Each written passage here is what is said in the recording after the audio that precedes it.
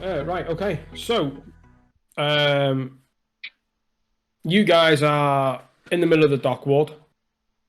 You It's like you've managed to, well, you've seen that these buildings. So this building that is where you are is it's slightly offset to everything else that's around it in terms of in terms of how it looks.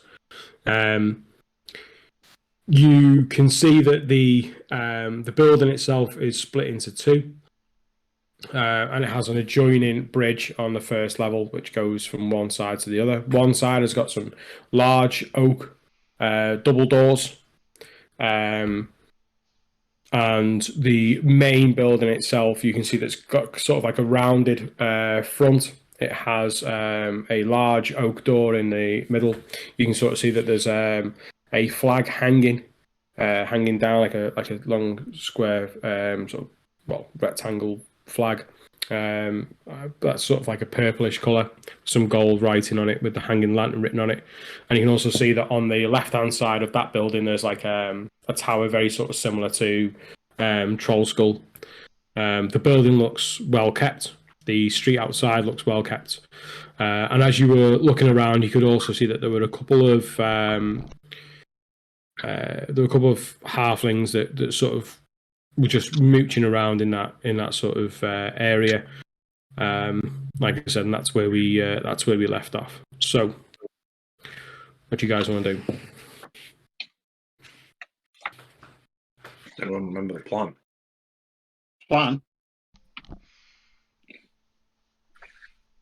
So what do we know?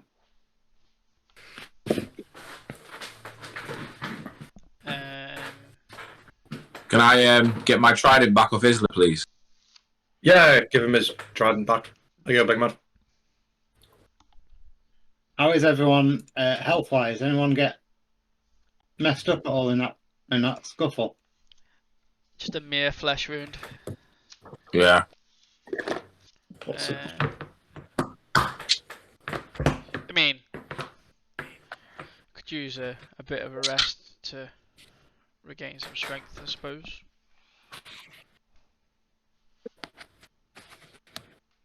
So we need to. We think that this place is linked to these narcotics. Yeah. I mean, we have no idea, do we? It's just a case of go in, hang about, get the vibe. Has the narcotics actually been openly discussed? No. Are you two talking to one side or? Oh, I don't know. I thought. No, I'm nearly almost certain that the lad bobbled me last game. I don't remember being told about it. Yeah, I'm fairly certain you bobbled me last game because you asked about something. Was that just with Malone now? Possibly.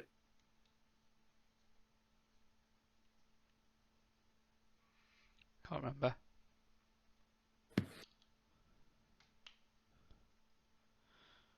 We know that the matchmakers are led by Madame Surtu, who runs the Hanging Lantern.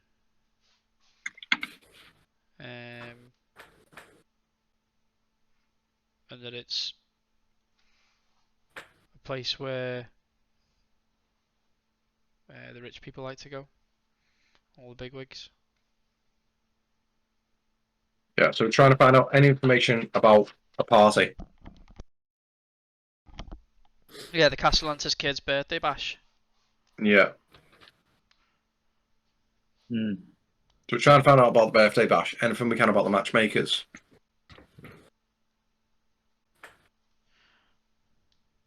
And we know that this is a high-end establishment and it's going to be very difficult to get much information out of anyone here. So we need the Thorin's superb social skills and Isla's amazing human interactions to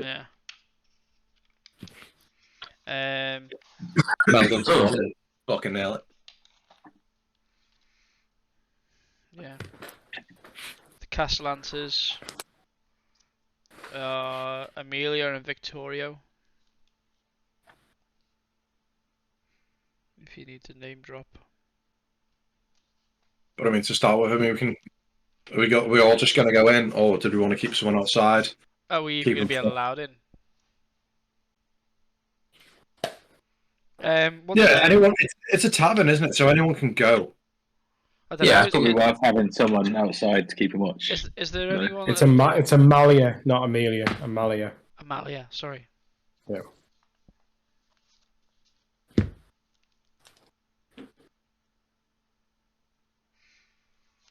Um, is there anyone at the door, like a doorman or anything like that? No, from what you can see, there's just the closed doors. Yeah. We'll be able to just go in.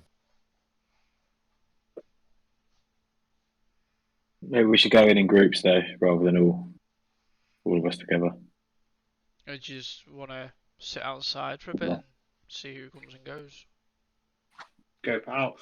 I'll take out. Yeah, I'm gonna go for a full 360 first, just to get the lay of the land of how it looks outside. Look for any potential, obviously all doors, windows.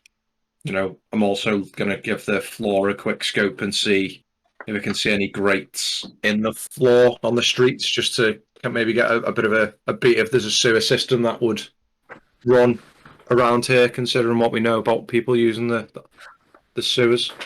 nice. Be careful, because if any of those halflings are around here, they might recognise you. Did we have a link to the shard shunners in this place? Is that how else we've got here? Yeah. Our character. Yeah.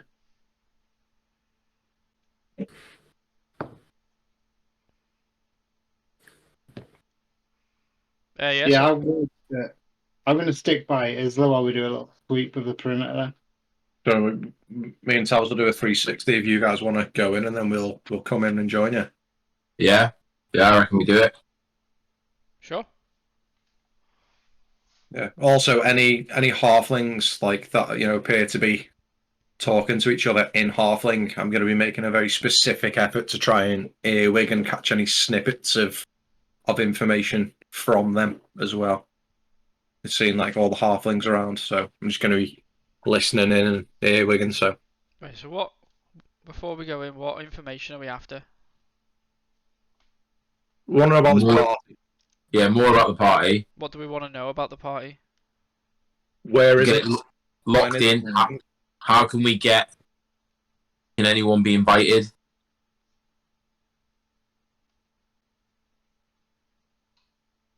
But did we know that it's not something that's happening immediately? It wasn't top of the priority list, was it? No, No, it was soon, but it wasn't. Evidently. Like a week or a couple of Yeah, weeks. I thought it was a couple of weeks. Yeah. But that was loose information.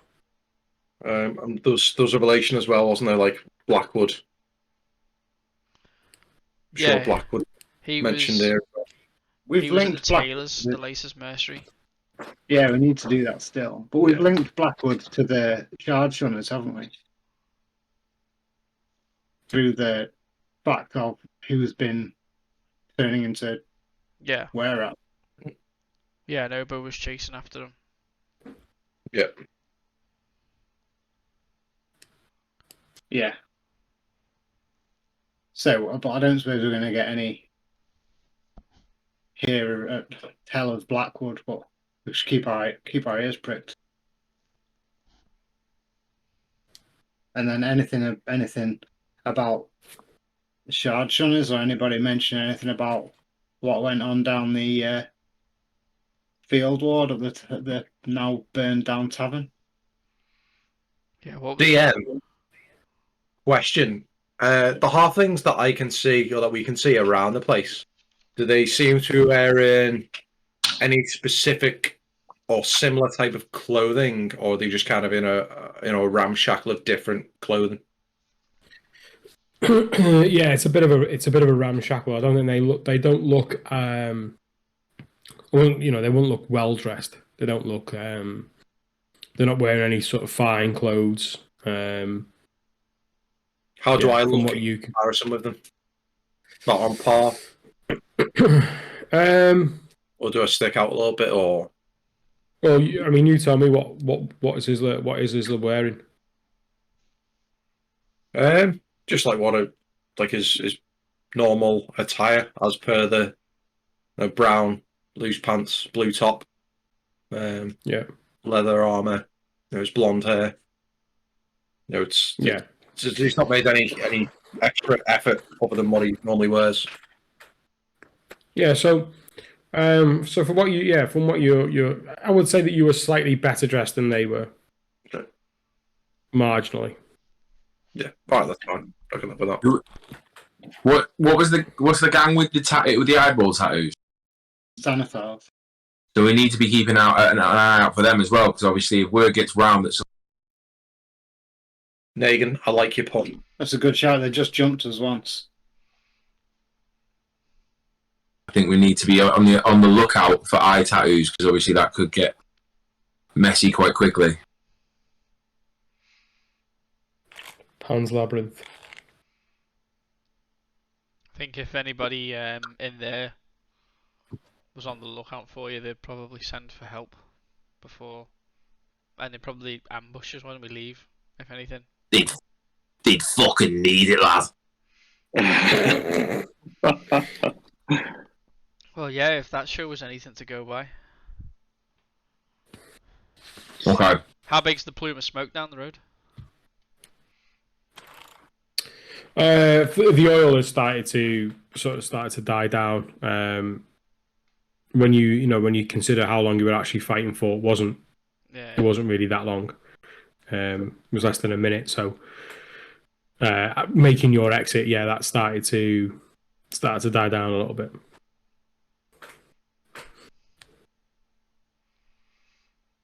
Right, should we go our separate ways then? Yeah, in for a penny, I suppose, right, lads? Okay. You gonna go in first, Thurin? Yeah, I'll go in with you two guys if you want.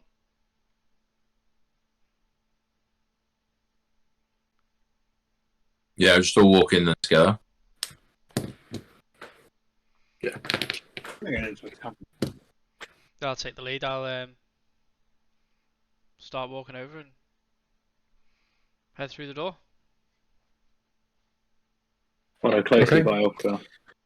As you make your way across the road, you see that the two halflings, they were sort of on where the bridge goes over into the second building. They start to go under the bridge and sort of head into the courtyard. The pair of them sort of head that way. You make your way across the road. The door is, you can push on it. You as you push it, you sort of open it up. Yeah, you stepping inside. Yeah. Quick question to the DM: we haven't got like blood on our clothes or anything, have we? Did we come away from it quite cleanly? It felt like we did, but I just want to make sure. I mean, you managed to get up. Yeah, you got up close in melee, so I would say that you would have maybe picked up a little something. Yeah. Okay. You need to be obviously Right, I can clean careful with that. I can clean that off for you if you want. Yeah, well, yeah, if you can. I mean, you wouldn't see it on my skin, obviously, but I'm guessing it was just normal red anyway, wouldn't it? They didn't have any funky blood. No, they were People in the main. They were human. Okay. Alright, well, I'll use prestidigitation to clean off the blood on any of us, but just before we enter. Yeah. Perfect. Okay. Thank you, sir. And with that, you give it a bit of a flourish as well. So, like, hair looks a little bit neater. Ulfgar's beard tidies up slightly, and the clothes look like they've been washed. As you sort of push open the door, as you push open the door, you see that you are in a dimly lit sort of reception area. You can see that in front of you there's this oak sort of reception desk. You can see that behind the desk there is just hanging drapes just like velvet curtains, red, really sort of dark red curtains. You can sort of see that there's a couple of like sconces that are in the walls with really sort of low burning flames in there. So it's nothing too bright. As you walk in, you can see that behind or just next to the reception, there is a door, and there's also another door which just goes off to your left. You can you can see that behind the reception is a woman, human.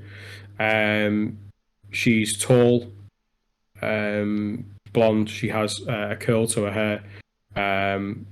She is wearing a well-fitted blue dress, and standing next to her in front of the other door is a female half-orc. She's wearing a black shirt with no sleeves that's been buttoned up with silver buttons, and then like a waistcoat over the top, so you can sort of see the arms. The guns are on show, and she's wearing pants and boots. And the girl behind the reception, she says, good afternoon, gentlemen. How may I help? Welcome to the Hanging Lantern. I go over to the counter and thank you very much. My name is Thora, and these are my associates. We've been told this is the place to go. Okay. And what is it you're after this afternoon? Just a few libations and meet some new people. You know how it is. And as you're saying that, the half orc, she's sort of staring back. She's sort of looking at you. She's paying attention to you, Negan, as you walk in. And she says, and she doesn't say anything. But the girl behind the reception, she says, well, there's a price of admission, and that'll be 5 gold each. And I can go and get you and see if there's a table available for you if you'd like me to do that. Of course, that sounds wonderful. So she disappears behind the curtain, through the door that you just sort of see just poking out, and there's a moment or two, sort of where you're waiting. The half orc sort of crosses her shoulders, and sort of leans back against the door. You see that she got sort of shaven hair, and it's also it's just sort of like curled up on the top. So it's shaven on the sides. And after a moment of what does seem like slightly uncomfortable pause, the hostess comes back in and she says, if you would care to follow me, that would be 5 gold each. I hand over the gold. And follow. Okay. Yeah, she takes it. She puts it down underneath the reception, and yeah, and you head inside. You immediately see that the theme or the decor of what you'd seen in the foyer is the same as it is now in this huge hall, and this is really quite a long hall. Again, very dimly lit. You can hear that there is talk and there's chatter, but it isn't rambunctious or it's not like overly loud. It's just a lot of people that are. It's more to do with the amount of people in there rather than how loud they're talking.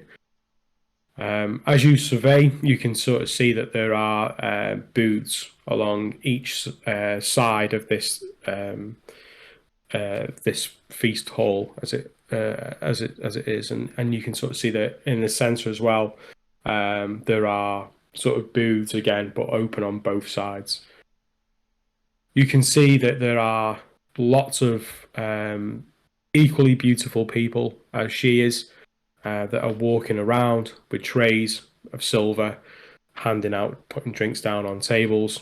You can see that at the back there is a long bar, but this one is really, really posh in comparison to where you've been before. This is not the Yawning Portal, and it's certainly not the Troll Skull.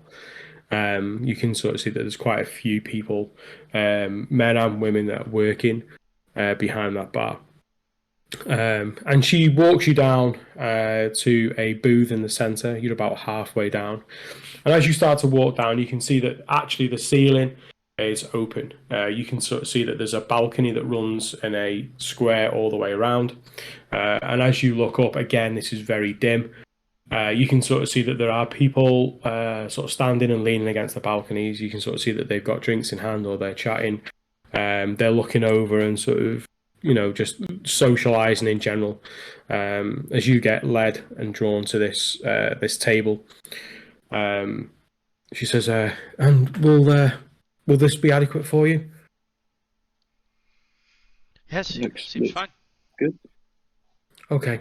I will instruct a waitress to come over and she will take over from here. But I hope you have a lovely afternoon. And with that, she turns and she walks away. Yeah, you guys sit and then you wait for the waitress to come over. So while that's happening, then Tavis and Isla, what are you guys doing?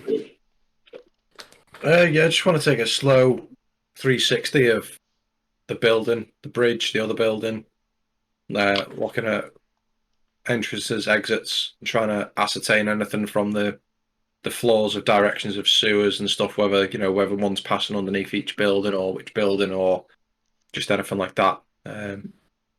Just like I'm not like rushing round. It's quite a leisurely stroll, but not going so slow that it looks a little bit weird.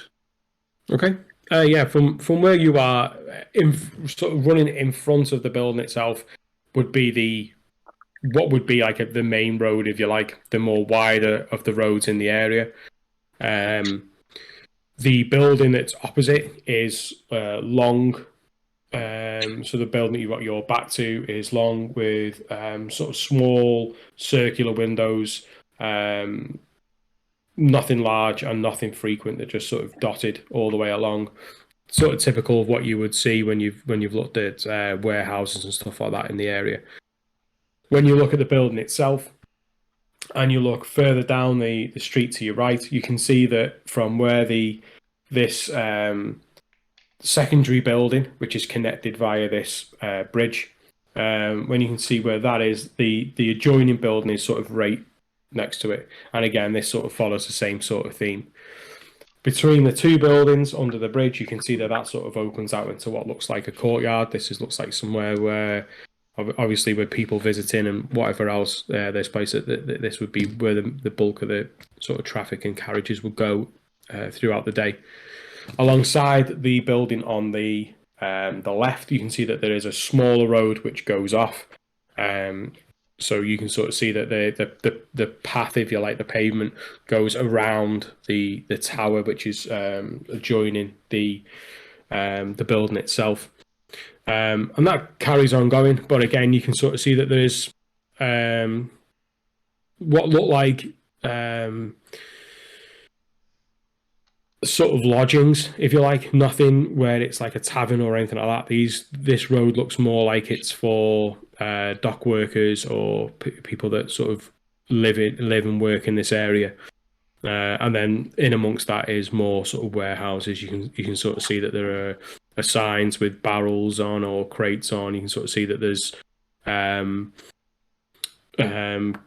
carts that are outside with goods on and things like that. So it's very much a sort of merchant getting everything off the ships and beginning the distribution, if you like. Yeah. I'll say, and that's what I see when I do a full 360 of the building. Yeah. Yeah, in terms of the building itself, you can sort of see that the actual building is quite ornate. So it's got like wooden beams that are on the outside of the building that have been painted, and it's filled in with white.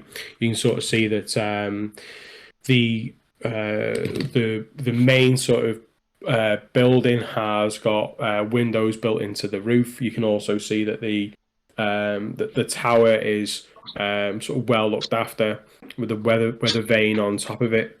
There's other than that, it's just a building. In terms of the sewers, which you mentioned, there is a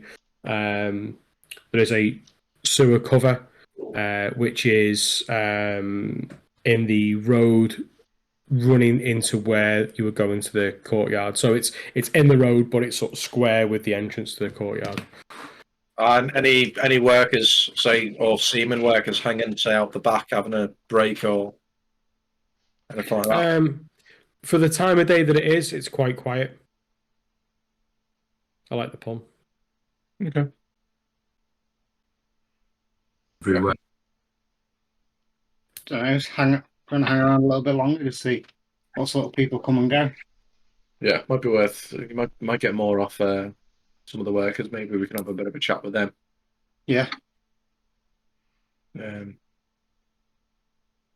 I think gonna loiter outside the general area, for maybe 10, 15, 20 minutes. Just see if maybe any workers are coming and going out the back entrance, or what would look to be, say, the workers' entrance. Maybe just to get a bead on any workers in and around the area. Just like have a little chat with Tabs and say maybe we'll maybe we can get the dirt from people who work there rather than trying to go in on the face of things. yeah, they probably hear a lot of stuff, but let's see who we see and what we think. Is it quiet enough where we can talk privately? Yeah. Aside from the odd carriage that goes down, just carrying goods. Yeah. There are people that are walking. They're not stopping and chatting or doing. It's just your general fare, really.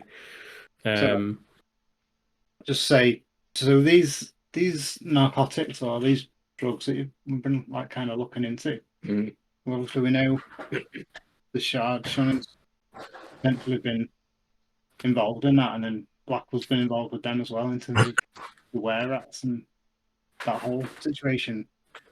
We've not totally come clean to the guys about all of that, or sort of shared that information about the drugs. Do you want to keep that under wraps for now? Yeah, just for now. I think if we find out something that's going on, just like when we split up like this, they hear something about that, it doesn't resonate with them, they might not mention it to us, and we've missed an opportunity. Could happen. maybe it's too late now for today. But we'll see what we get out of this. Yeah. And we'll go from there. Maybe if they might hear something and we have to chat with them, or I have to chat with them later. But I'm definitely keen on keeping the fact that I'm working for the Harpers under wraps. Okay. For now. And that's all. You're just, they've asked you to look into it, and you're looking into it. That's the end of, as far as you know, that's as deep as that. Yep. Their interest goes. Yeah. It does seem that is tying in with what the group's doing anyway. Yeah, big time. So, if it becomes a point where I think it's enough of a correlation, I'll come forth to the group and bring that information. All right. Yeah. Cool. Just want to make sure we're on the same page. I need to get some info for Tavis on that, just on what you would imagine. I don't know how we're going to do that now with you guys being. Have to be like fingers over your ears or something there for. I mean, I'll take There is the there. outside and start it. Like that's not a problem. All right, can I just pinch you then for one second just on that one then, please? Yeah. Cool. Just based on that chat. So I am literally taking the people, by the way. That's fine.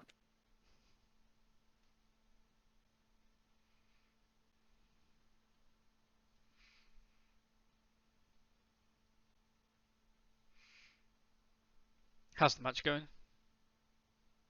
0-0, man. 0-0, but Serbia look alright to be fair, but I still think Brazil will end up being. I got Australia in the sweeps. Ooh. Yeah. I mean, they put up a good fight against France, but they thought they were winning and that was it. Then they got a little bit complacent.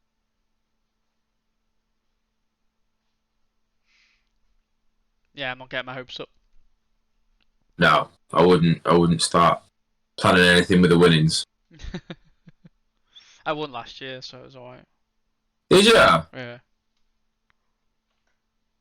Italy. not last year, last time. Oh, the last World Cup. Yeah.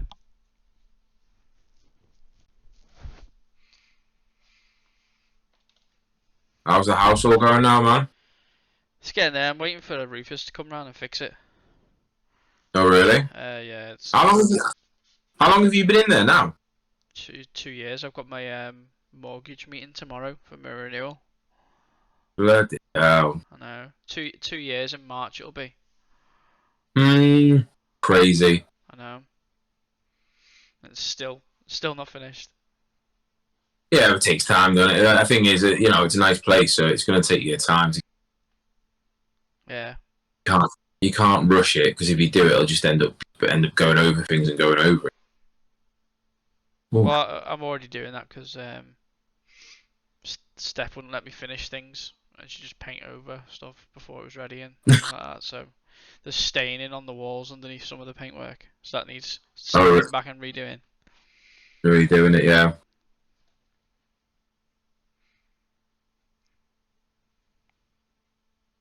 So my wall, I redecorated the other weekend, and my wall with my TV on it. I was like, I want to do something different. I was on YouTube and I saw these people doing it with like masking tape. I just paint the wall a colour, and masking tape all over, and then just do it all. And I literally did it. I was like, I came away from it. I did it in sections, but I was like, it looks fucking amazing. I just went with triangles. Yeah.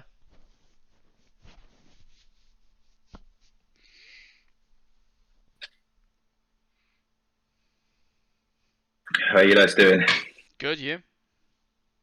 Yeah, not bad, not bad. Heard you spent a lot on a taxi last Saturday night. Why'd you have to remind me, man? How much was it? How much was it? £55. Wow. Mate, Sarah always exaggerates. She said it was like 100 quid. She said you spent 100 quid. No, it's 55. I mean, the way that Steph was having a go at me about it, you'd have thought it was £100. Oh shit! Really? Yeah. Oh, dude. Oh, dear. How many miles was that? I don't know. It's like 30 miles maybe. Chester to New Brighton. Yep. £5. Okay. So yeah. So you guys now are just you guys are just still chatting in the street and trying to determine some next sort of course of action.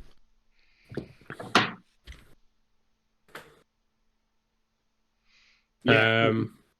You can roll perceptions if you want to be watching for comers and goers. Yes, I do. Yeah. Again, Oh, we're not even on to it. puns. I love whore puns. Whore puns are my favourite. 21. Yeah. 21. And how long would you be waiting for? 10 minutes? Yeah, I reckon about 15, 20 minutes ish. Yeah. In that time, you don't see anyone. You don't see a door open round the back. You don't, just sort of from what you can see of the courtyard. You can't see all of it, obviously, because it's sort of like a narrow, archway that goes through. You don't see anyone sort of coming in and going. Even out the front door for the time that you're sort of there. You don't see anyone leaving. Cool.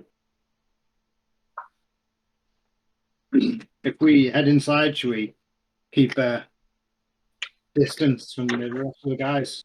Go and find our own little table so we can plausible deniability if something kicks off. Maybe we can just see what it looks like when we get in. So I'll scope it out when we get in, see what it looks. There might be at a table and just go and join them. Yeah. No. Okay. Yeah, on the head in. Okay, yeah. So you guys find your way into the same reception area, the same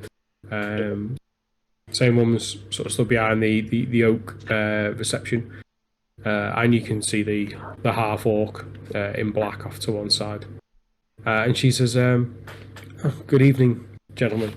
Oh, good afternoon, gentlemen. How may I help? Can I offer you a table?" Yeah, that'd be lovely. Just looking for a quiet drink for now, I think. And she goes through the same flourish, welcome to the hanging lantern and all that, and she says that'd be 5 gold, please. Yeah, I'll hand it over. Good man. Okay. Okay. I'll go and see if there's a table free, and she goes in to have another look around. She comes back shortly after, and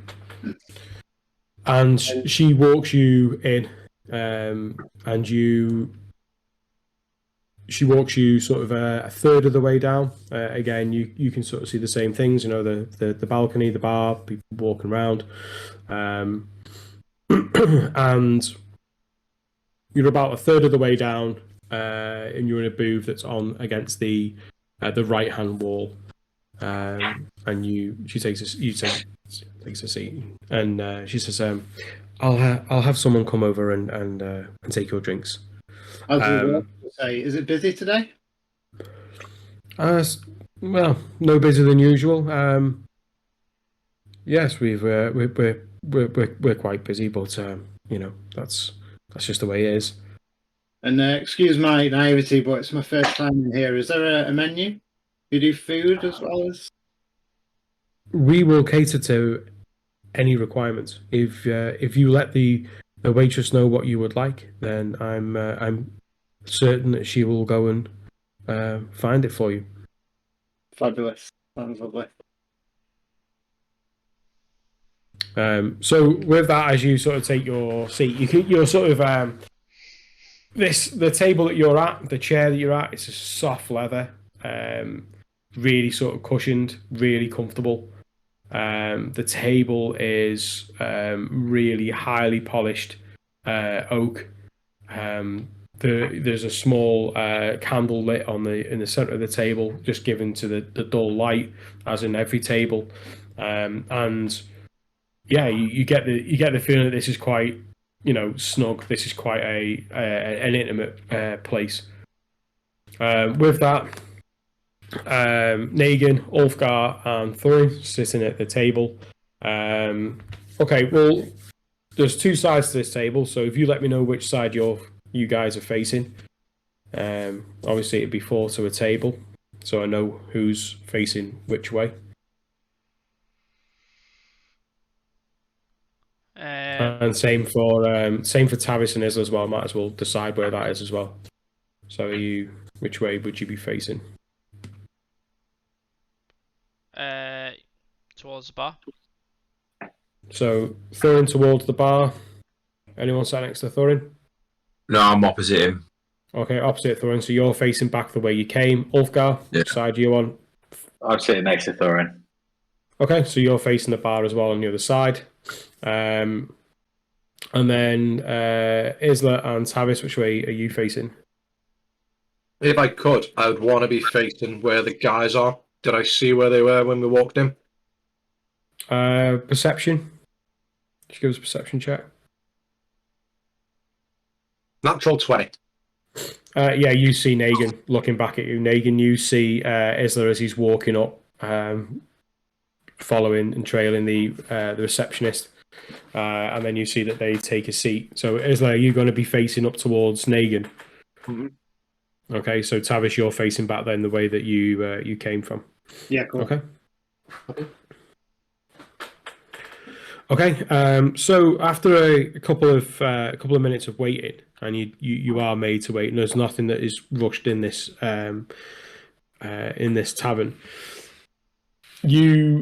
Thorin, you see on your side, which is on the right hand side of the table, you see a figure approach.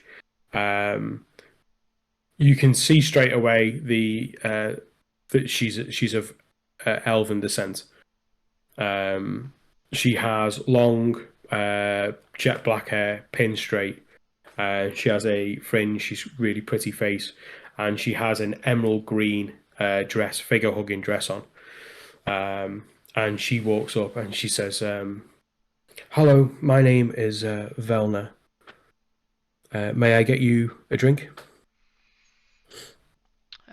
Why, yes, please. Me and my dwarven friend here would like a glass of wine each, and ale for our dragonborn friend. Ah, ale. Is that just a house wine you would like? Let's go for something a little bit more special. I can sort that out. Better make that And, 2 for the dwarf. Free wine. And how about the ale? Is there any particular that you would like? Let him pick what he wants. What's the highest percentage one you got? Well, we have the Autumn Tower, or we have the Smuggler's Ear. They're quite strong ales. Smuggler's Ear is a little bit more smoky. Go with the Smuggler's Ear, please. Smuggler's Ear. Okay. Any food or anything? No, not for now, thank you.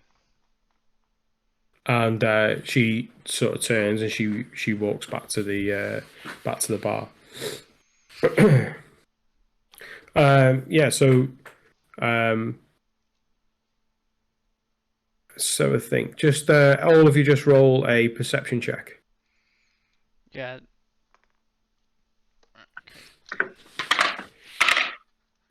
7. 15.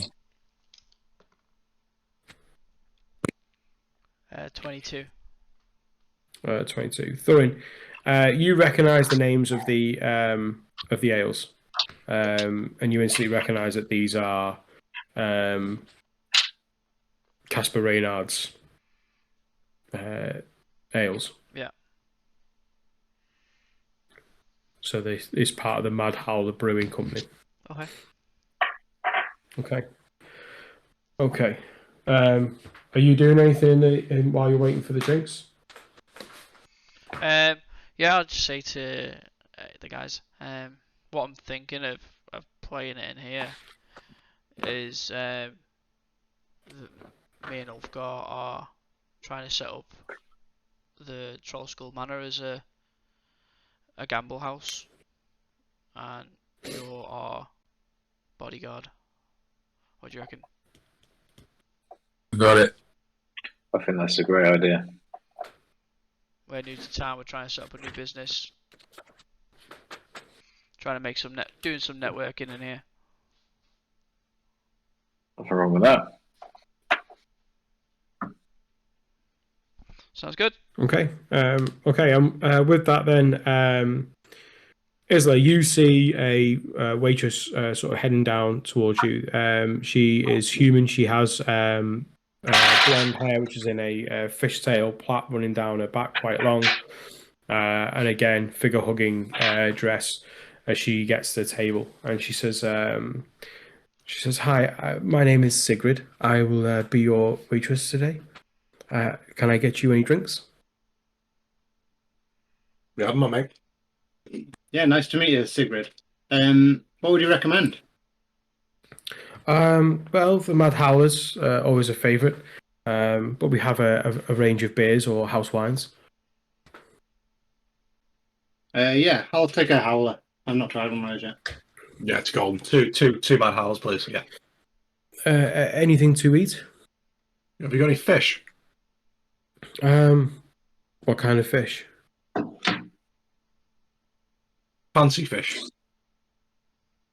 I can ask the chef, and she touches you like gently on the arm, and she says, "Just leave that with me. I'll see what we can find for you." And with that, she takes a walk away. Isla gets a strange sensation, one that he's not really felt before.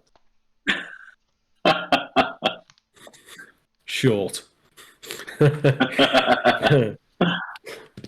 Right. Okay. So, right. I would like all of you to roll perception checks. So there's going to be perception checks. It's going to be based on where you're sitting to see what you guys pick up on. I'm also listening for halfling talk. Okay. 6. 16. 18. Also 18. 14. No. Was it 18 for Isla and Nagin, yeah? Yeah. Yeah. And then 14 for Thorin. Yeah.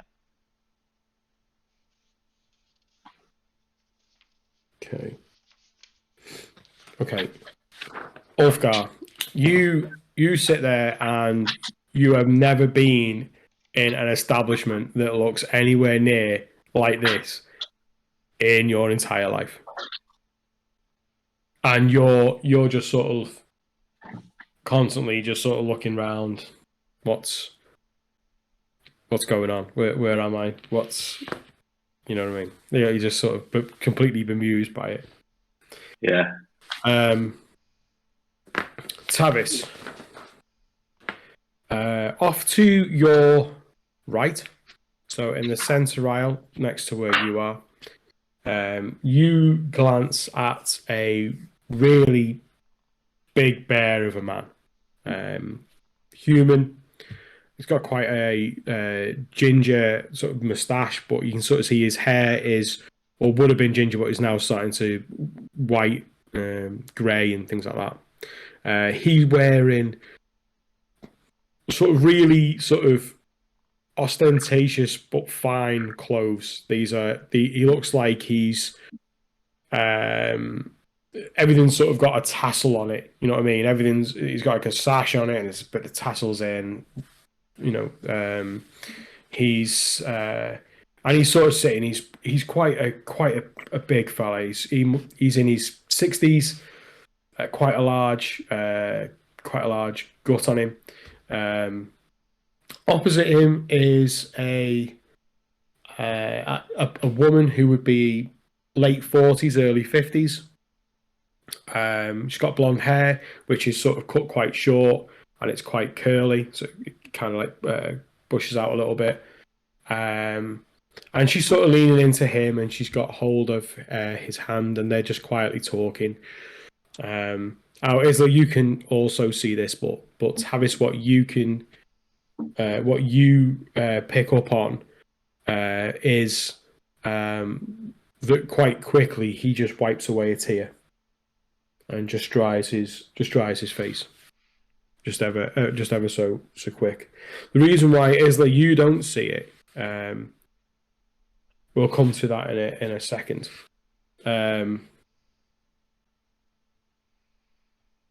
Thorin, you look across to a booth that's on your right. So this is on the same aisle that Isla and Tavis are on. And you see two women speaking to each other. They're not. You're just sort of just off, just slightly staggered to where you are. You can see that the larger of the two, who must be quite tall, she's sort of sitting with her back to you, and she's just sort of leaning in, talking to the person that's in front. The one in front is a dark-skinned dwarf, with quite. She's got what looks like armor on, but it looks very sort of ceremonial. It looks like it's got sort of gold rims to it. She has a hood that's been pulled down, and you can sort of see that her hair is really sort of cropped, or like really cut down, Black Panther style. She's just sort of leaning in, and she's talking back, and the exchange doesn't look heated, but it doesn't look like it's far off it. Talk.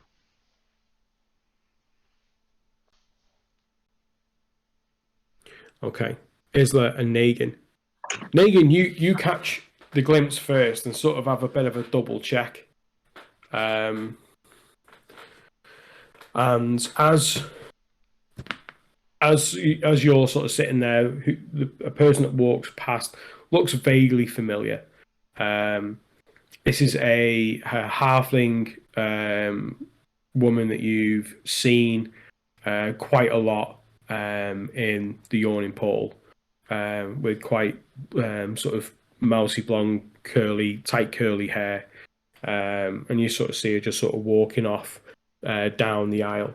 It's that you then catch a glimpse of her and you recognise her as being the waitress that you bumped into after you met with Three Strings, and she sort of continues on her way as if she's heading towards the main door. So she's leaving the place. Well, she's just heading past you. She's heading in that direction. Did she catch my eye or anything, or just walk past? She just walked past. She's heading towards like Isla and then onto the door. But you've been in the yawning portal enough to sort of start to recognise the staff, People. and you Oh. recognise Thorin. You're staring at this this dwarf, and you have a feeling that you've seen this person before.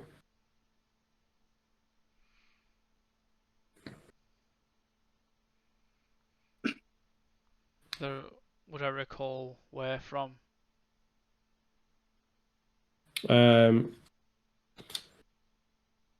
Just roll one more perception. 12. It takes you a while to place the face, but the penny drops and you realise that this is the person that Hurlet Tom was speaking to. The one that he was having the argument with. Yeah. Yeah.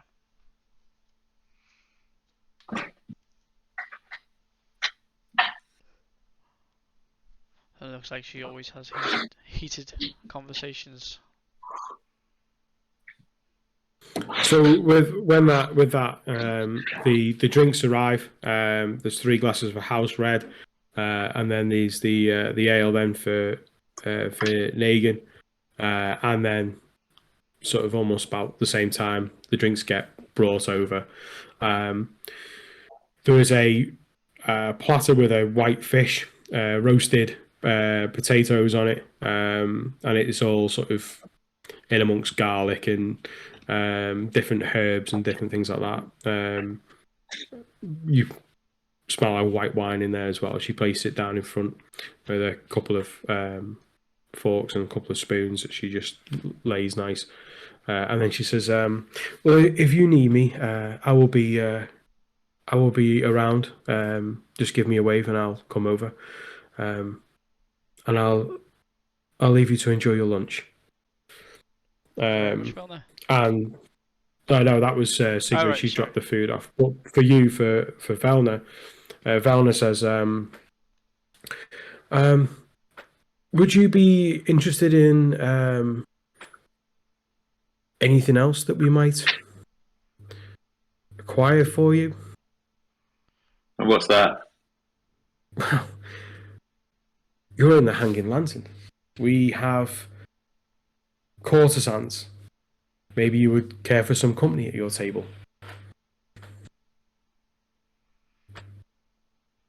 Not right now. Would there be anyone in here partaking in any card games? No, we don't. I mean, sometimes we have the occasional night where we will facilitate that, but not today. No. People who come in here tend to, should we say, keep themselves.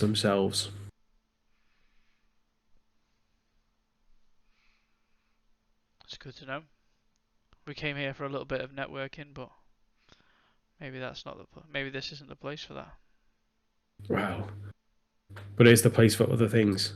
And if it's company that you seek, we have the finest company in all of the Sword Coast. I'll keep that in mind. And she gives you a nod and she walks away. Okay, guys. What do you want to do?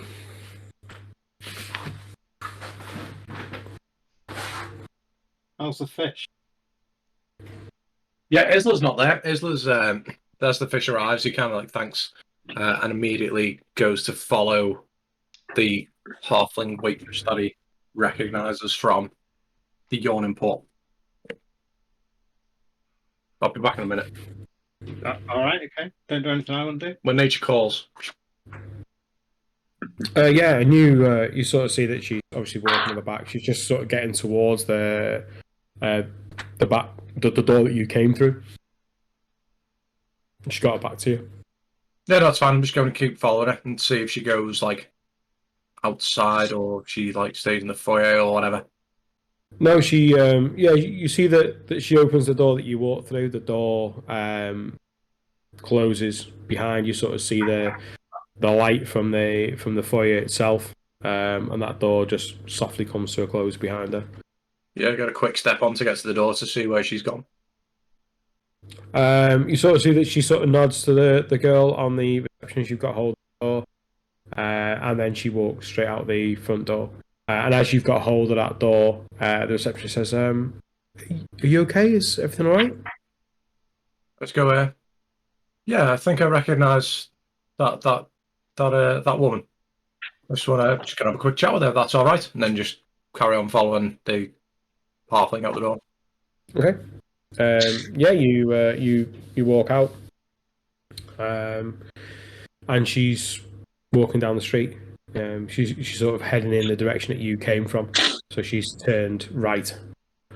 Yeah, that's fine. I kind of like scurry up, like catch up with her, like walk alongside her, and then start talking in halfling. And like, hey, do I recognise you? Do you? She says, You're in Paul? "Oh, yeah, I work in the Yawning Portal, yeah." Yeah. Who do are you work- you? Oh, my name's Isley. Isley Opentide. I'm Bonnie. Nice to meet you. And it's nice to meet you, Bonnie. And do you work at the Hanging Lantern as well, do you? Or Oh no, I don't work there. no? No. What were you doing there today? Just out for a laugh, bit of a joke, bit of fun, friends, family. It's a free city. I believe I can go wherever I like. But no, I have a brother who works there. Ah, that's cool. No, I've not long come to the city myself, and I've not met other halflings for a very long time, and I was hoping to maybe kind of get a bit of some friendships going. Well, Nice to the easiest way to do that is just to buy me a drink the next time you're in the Yawning Portal. I might do that. What's your brother's name? Does he work in there? Does he? Oh no, Yeah. I'm off. I mean, everyone. Oh, he's his name's Finn. Yeah, he works in there. Oh, all right, Bonnie. Well, next time in the Yawning Portal, I'll buy you a drink. She sort of gives you a bit of a questioning look, but then she nods, and you sort of see that she sort of starts to carry on her way. You can sort of see that there's a group of carriages that are further down the road that she's sort of heading in that direction. Yeah, like taxi rank type thing. Yeah. Yeah, I turn away thinking smooth as butter.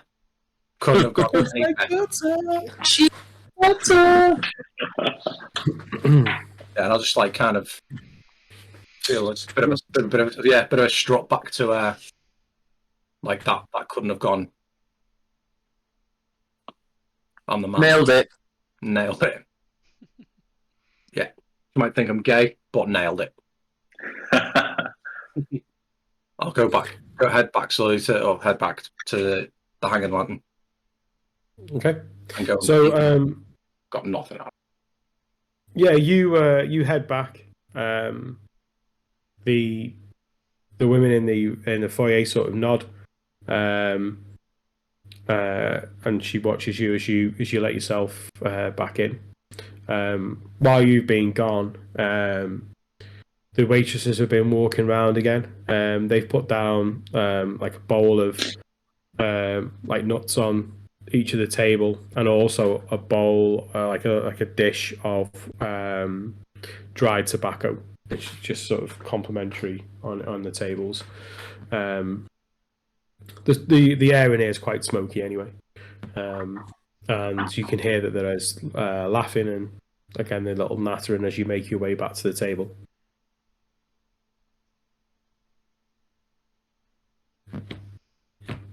Okay, Negan, Thorin, Ulfgar, what are you guys doing? Am I still transfixed on the establishment, or have I sort of snapped out of that? Yeah, you're just taking it all in. You feel like a bit of fish out of water. But you're looking down, you see that you have been spruced up a little bit, and just starting to chill, relax, and enjoy the wine.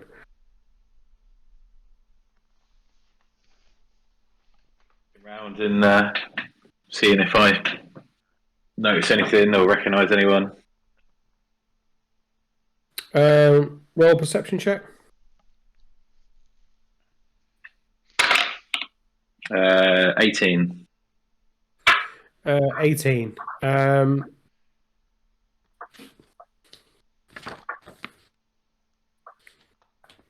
There's no one that catches your eye that you actually recognise, yourself. But what you do see is you see a lot of people in there in fine clothes. You see a lot of you can smell that there's a lot of money in the room. You know what I mean? That from when you look from sort of table to table, and you can see that the majority of these tables have beautiful women sat at them, alongside the various people that are frequenting the tavern. Okay. Just turn to the lads and say, "There's a lot of ladies in here. Not sure if you noticed." It Yeah. it hadn't escaped our attention. I'm pretty sure it's safe to say. Seems things could get expensive. Yeah, you could say that. Can I sort of have a look around? Do I see anyone that looks like security or anything? Or anyone that stands out above all these bitties? Yeah, you can see that there are quite a few more robustly built individuals, a mix of male and women, and they're all sort of wearing the same attire that the half-orc had in the foyer. Now their presence is there, but they are just drifting through. They're not like a constant sort of repression, looking over people. They're just moving around, doing what they're doing, or going. No one's locking eyes and trying to. No, you get the feeling that this is not the place to where it's a done thing to be stepping to be making a scene. And is there people at the bar, or is it more like they bring the drinks and there's no sort of main bar area? What you get the feeling is that this downstairs is more of a table service, whereas upstairs it seems to be a little bit more sort of free flowing and yeah. Okay.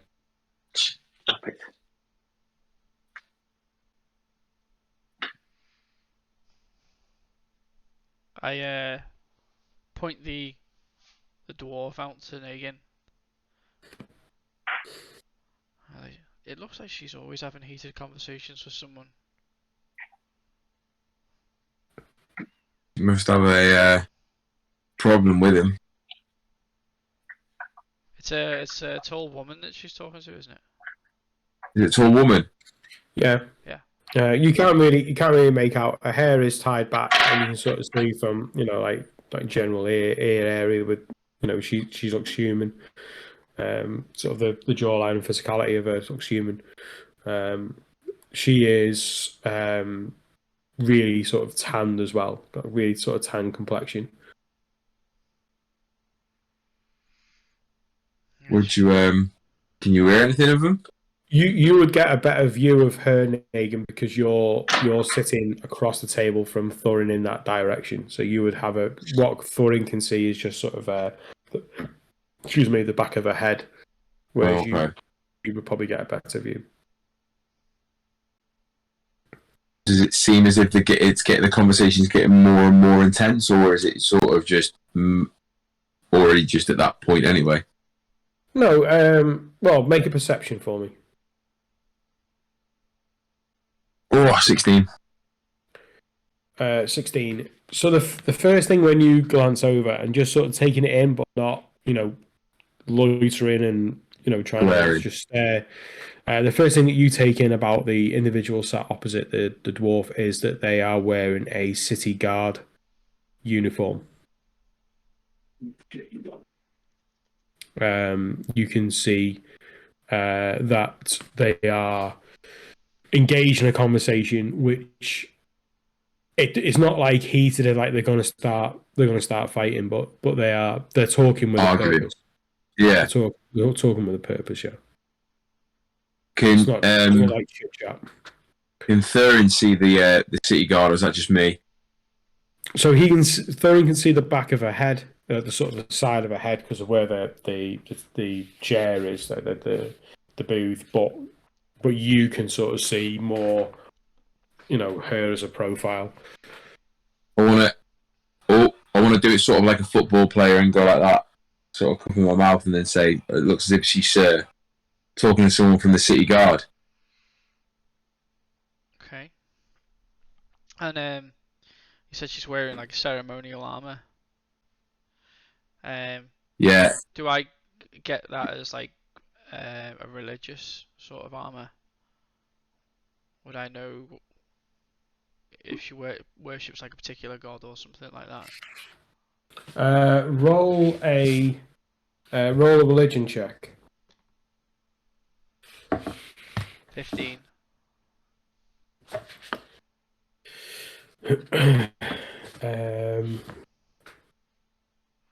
Or is it just a fancy armor?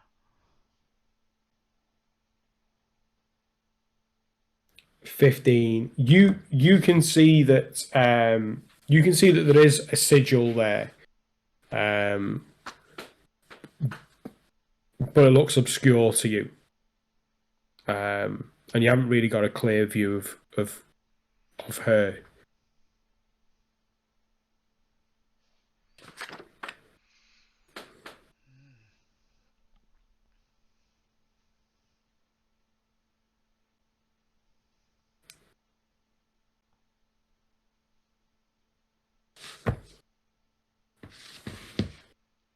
Wonder why she's talking to somebody from the city guard when in another bar she's talking to a crook. I don't know, but I talking with purpose, so there's got to be something going on.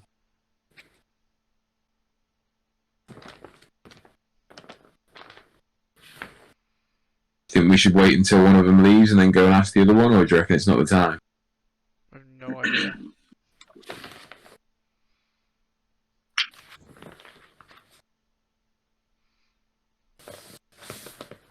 I don't think we'd be welcome. No. But neither of them look in the best of moods. No, but it was. Don't really want to make a scene in this place, really, do we? That's true.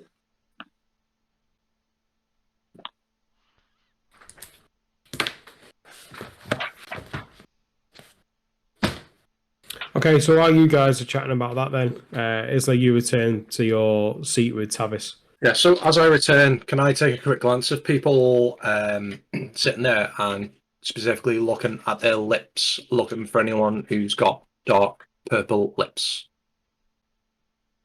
Okay, roll a perception. 6. This room is dark. Okay, it's fine. You've just got a little bit of candlelight and a little bit of light here and there. It's very, it's just that it is dark in there. Yeah, so I'm gonna go sit down, have a little munch on the fish, which is beautiful, nice white wine, garlic, sensational. And then I want to try and get the attention of Sigrid, please. Okay. Yeah, she's sort of milling around as they sort of all are, and she comes over and she's, can I help you? I say, yeah, my friend has told me this place is a brothel. I'm not going to lie, I'm quite kind of new to this sort of thing, but I'm quite interested to see what it involves. And I'm also just a little bit anxious, and I'm wondering if you've got like anything that would help me feel a little bit more peaceful. Okay. And she says, if you would like to just move up a little bit on the bench, and she sort of starts without you moving. She starts to scooch in next to you, and she says, well, we have a couple of things that can help with that. We have the alcohol. There's also tobacco there if you would like that. We do also have how should we say cocktails to help in performance, if that's something that you're also looking for. We tend not to use the word brothel in here. These are all courtesans. These are well, they're professional ladies. And if you would like to meet a courtesan, even just to share some company and maybe some drink at your table, then we'd be happy to oblige. But we don't say the B word in here. Thank you. I just go. I like blatant just point Tavis out and go, yeah, that's his fault. That's what he said. And, I say I'm kind of new to this sort of stuff. So I don't really know what any of this involves. But yeah. She gets really close up to your ear, so you feel her breath on your ear, and she says, I'll be honest, I don't really trust people that wear hoods indoors. And she sort of looks back at Tavis. It's like, I'll slink away from the table, and I'll go and make my way upstairs to the balcony bit. I'll take my drink with me. and I just like say, if I had a face like his, I'd keep it hidden as well. Not pretty. Well, we're not prejudicing here. We find beauty in everybody. So if there's anywhere where he should feel comfortable taking it off, it is in here. And she gives you another pat on the arm, and then she gets up and she walks away. Tavis, you sort of making your way through the tables. Which way are you heading? I was seen stairs to head up that balcony bit. You haven't, but you've seen three corners and they're not there. So there's the far corner diagonal to where you are, which is the only corner that you've not looked at. Yeah, I'll head over there. So as a head there, you're actually walking past the others at the other table. I'll ignore them deliberately. Keep an Okay. eye. Ignore them. You make your way to the bar, and you see that there are actually one or two people that are sat stills with drinks. They're next to there's a woman there talking to a gentleman. There's also a older woman, and she's talking to a really young, handsome man. And then you can sort of see that off the other sort of far end there is an archway with what looks like to be like a bit of a square, sort of brighter lit than where everywhere else, but you just sort of see that there's like a little bit of a walled area beyond this archway. Is everyone at the bar coupled up? No, there's one there that is. There's a gentleman that is, and then there's the woman that is as well down the other end. Okay, I'll then take a seat at the bar and just next to someone who's not coupled up, and just put my drink down, but swivel my seat to look back at the room just so I can see what's going on. Yeah, I mean the view is the view. I want to be able to see this.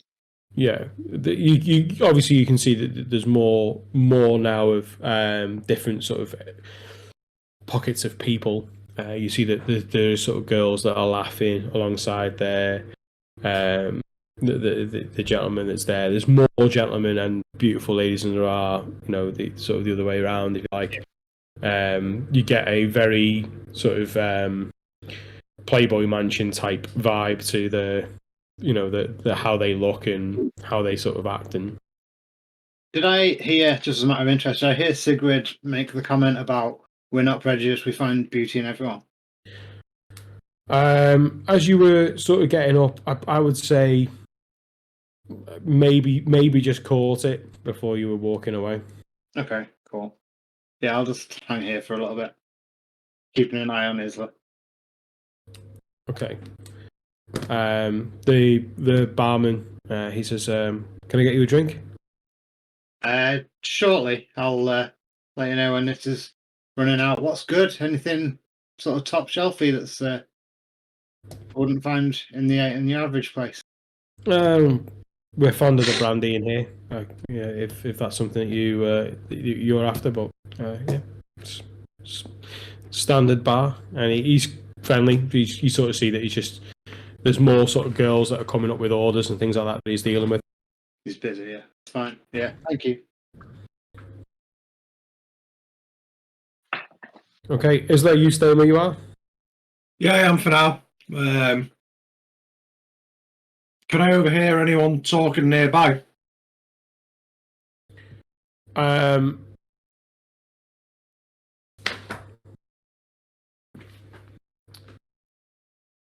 Yeah, you can just roll a perception.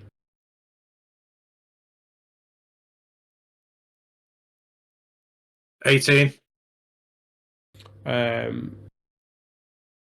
18. You see the larger gentleman that is in the table, sort of next to in the sort of center, sort of just away from, and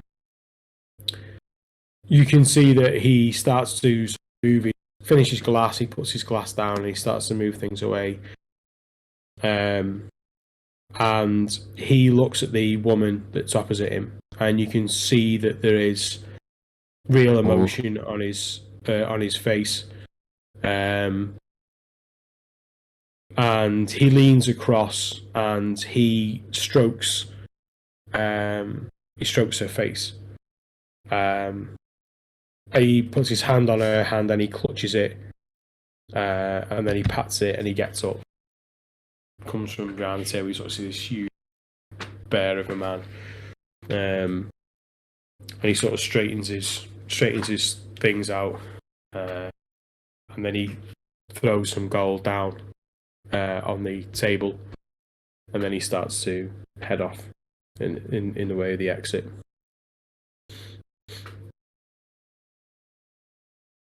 So the woman he was speaking to, does it look like she works there? Yeah, you get the feeling that she does, yeah. Okay. Mm. So he's upset. He's thrown gold on the table and just walked out, yeah?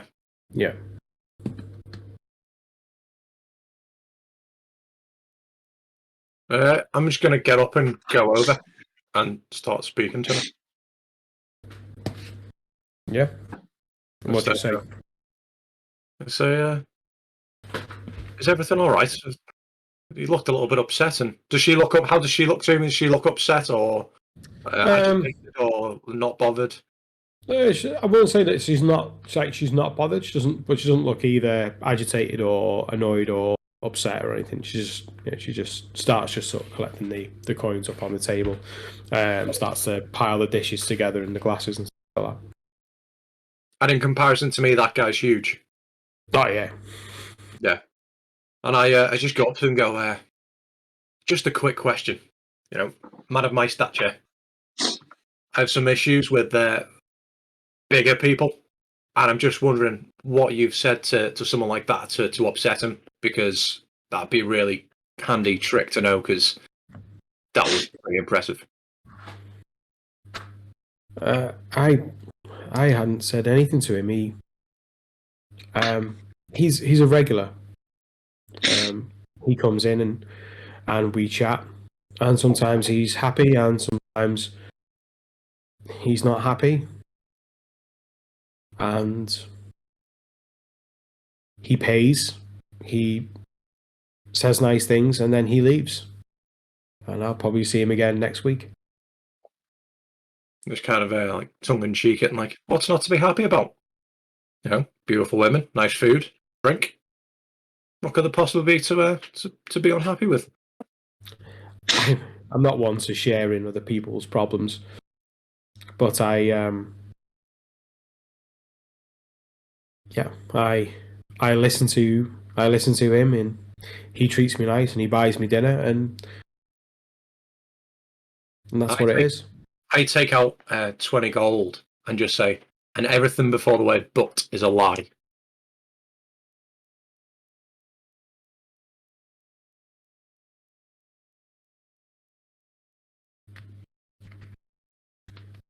So what are you asking? So I'm asking what she said. She doesn't divulge or give away, talk about what they were talking about. Yeah. So I'm just, she said that and then said, but. So I've put money down, and I want to know what she was talking about with him. I can't accept that money.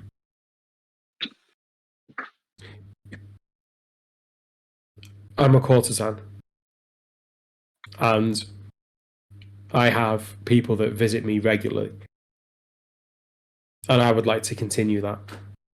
And if you would like to chat, and maybe you don't want to chat with me, maybe you would just like some company, maybe you'd like to get over some of the issues that you've got, then maybe you should put that gold to better use and come upstairs and see who we have in store for you.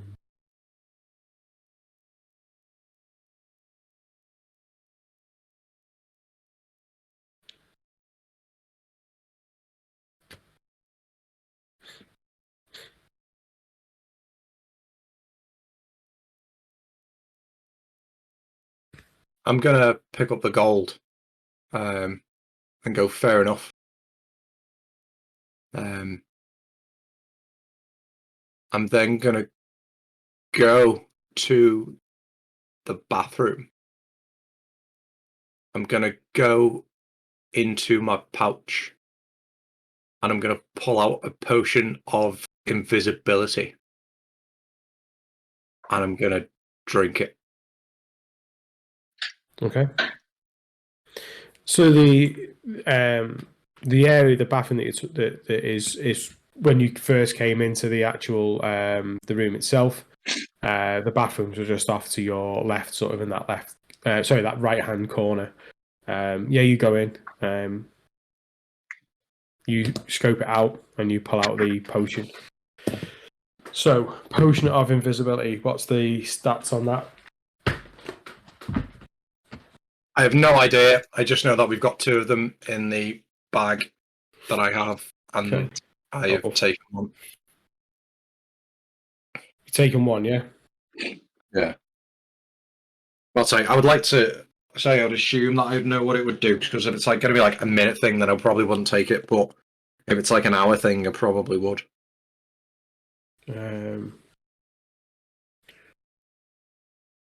Okay, you've got 1 hour.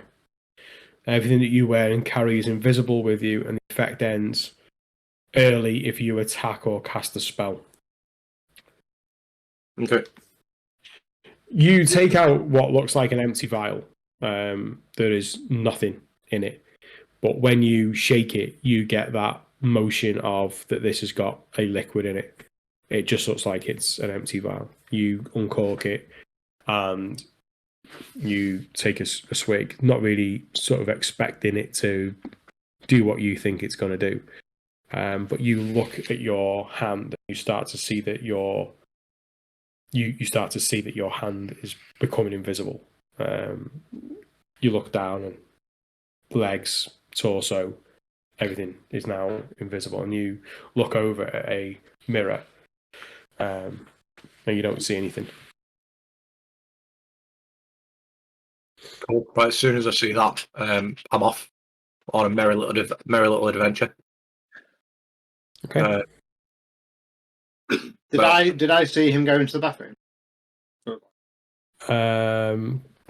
You'd have to roll a perception check with a disadvantage, I'd say, because it was quite a fair way and dimly lit as well. Is it invisible, like Invisible Man invisible, or Predator?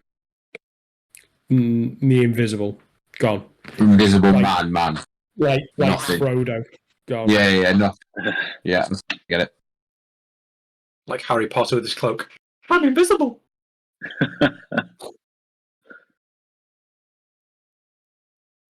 I didn't see him with that roll. Okay. Okay, so Isla, yeah, you're invisible. Cool. I literally want to start scoping out everything. I want to go across to the other side of the building, like across the bridge walkway. Kind of see what's going on over there. Literally, as I would be, I mean, it's hard to because I can't see what the place looks like, but I'd walk the opposite direction of where I came in.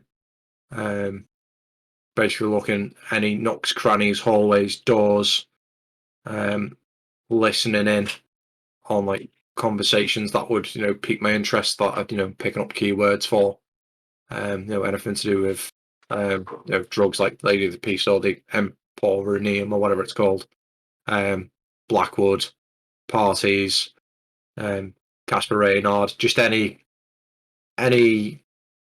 keywords that would trigger something from what we've found out so far about. Okay, so you're going to spend the bulk of this time now in the hall, the feast hall where you currently are. Is that what you're saying? Probably spend like maybe 20-ish minutes in the hall. I mean, how big is it? Like, yeah, it's. I would say that there was sort of 20 booths in length. Yeah. Yeah, so you've got like 60 booths. Not all of them are full, but but that's the length that you've got.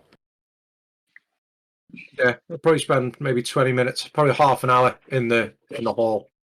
Seeing what I can. Okay, so where eavesdrop. are you going to? Where are you going to first? Then, based on that. I'd probably go to the hall first because it's the closest place. Yeah. Okay. No, doing the full 360 and walkabout and seeing the internals of it. Would I know the path I would need to take in order to get across to the other side of the establishment? The secondary building. Yeah. From where you are, no. Okay. But you know that bridge is on the first floor. If that's what you've seen from the outside. The rough direction of it. Yeah.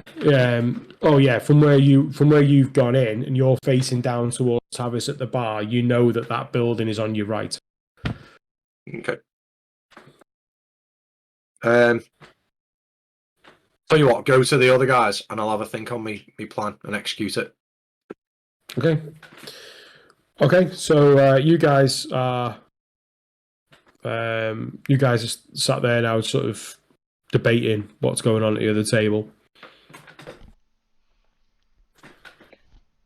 Can we see them the table? Yeah.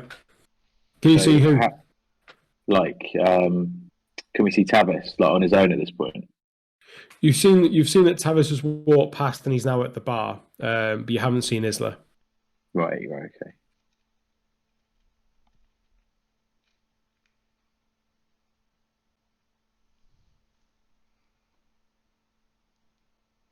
Negan, what are you doing? Anything? No, I'm just finishing off my drink and then trying to look around just to see if I can see any more sort of faces that I recognise. I am obviously, because you said it's not dead bright, but I'm trying to look out for like tattoos of any nature that I can see, just in case I see anything with obviously eyes incorporated into it. Yeah.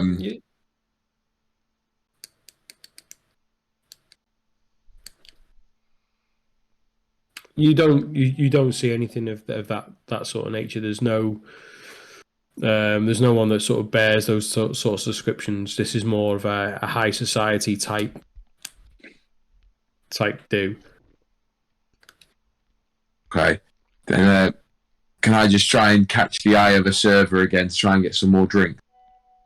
Yeah, you give a wave and Velna comes over. And she says, is that the same again, gentlemen? Sort of look across at the other two and say, oh, do you want another one? Yeah, switch to the ale this time, please. What ale would you like? Whatever he just had, please. So it was Smuggler's Ale, wasn't it? So she says, can I interest you in any company at your table? Do you care to sample the delights of the house? Would you guys like to sample into the lights of the house? I mean, we could ask some questions. If you reckon we get anywhere with it, or do you reckon not? I reckon we I would reckon get it's. very little. Yeah. I reckon it's worth a shot. We Yeah, aren't getting anything off. You're paying for it. Understood. Yeah, feel free to send someone over.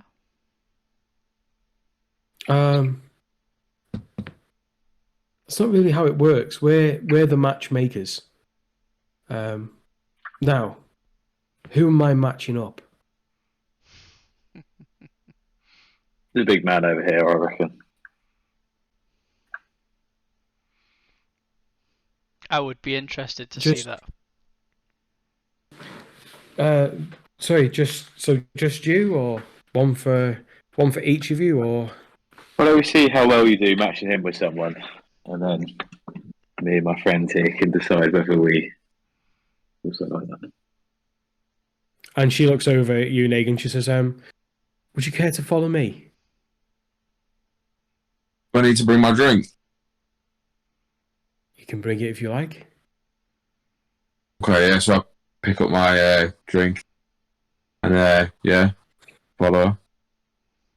Okay, so she leads you over to the bar, and then she turns to the left, and she heads towards the archway. You walk past Tavis as you go in through the archway, and then there's a set of stairs that lead back, going the other way, then up to the first floor. You can see that up here there are just small groups of people, men with beautiful women that are just sort of dotted around, and they're just sort of talking and mulling and smoking and just chatting away. And then she sort of leads you to the back. So this is sort of heading back towards the entrance side of the hall. Yeah. You look over the balcony, you can sort of see that. You can sort of see the table that you've just left down below. And you head over to the back of the bar, and there's a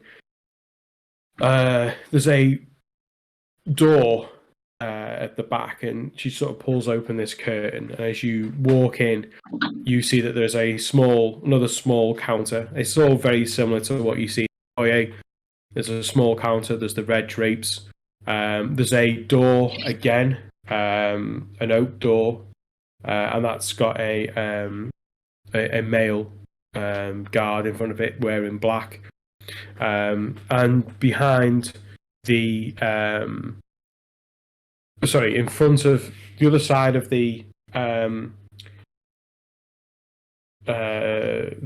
oak desk, you can sort of see that there are mirrors, 3 sort of long, full-size mirrors against the wall, and then opposite those mirrors, behind the counter, there is a blue tiefling, and she is adorned with this beautiful dress which almost matches her skin in tone, and you can see her horns have been gilded in gold, like filigree, and she's just sort of moving some papers around, and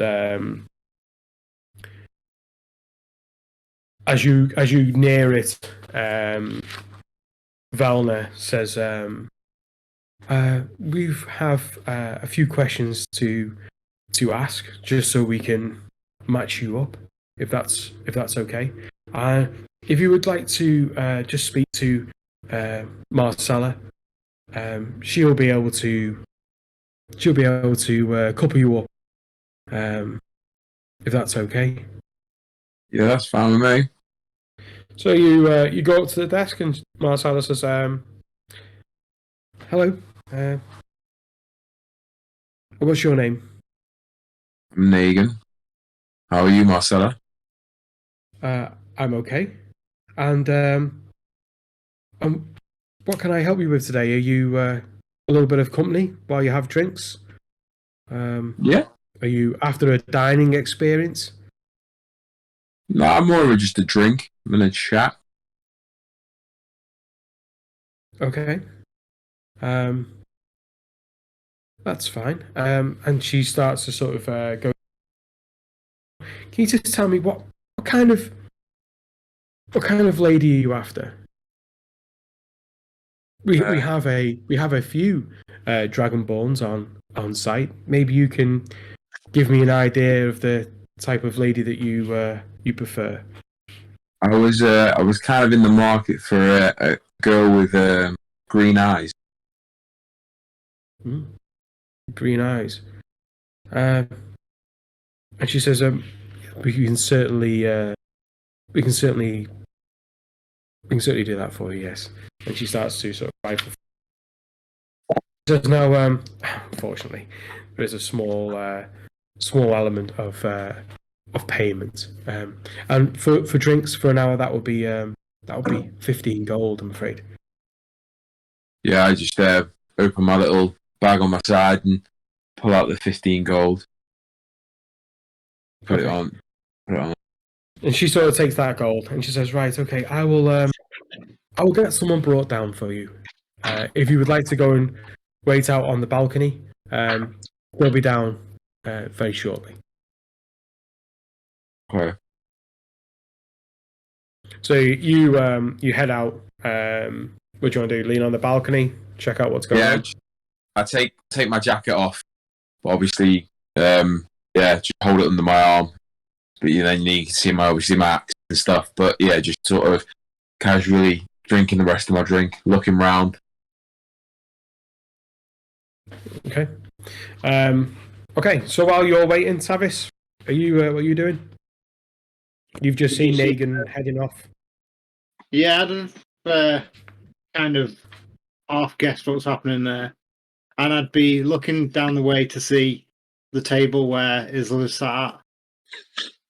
I didn't see him go to the bathroom, but can I see that table's empty now and has been for a while?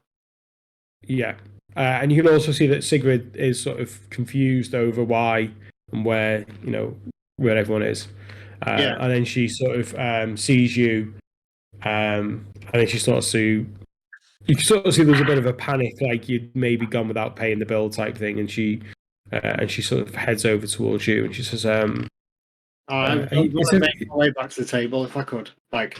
So you're gonna, as you're coming down, then yeah. So you kind of meet where the others are sat at their table, and she says, "Is everything okay?"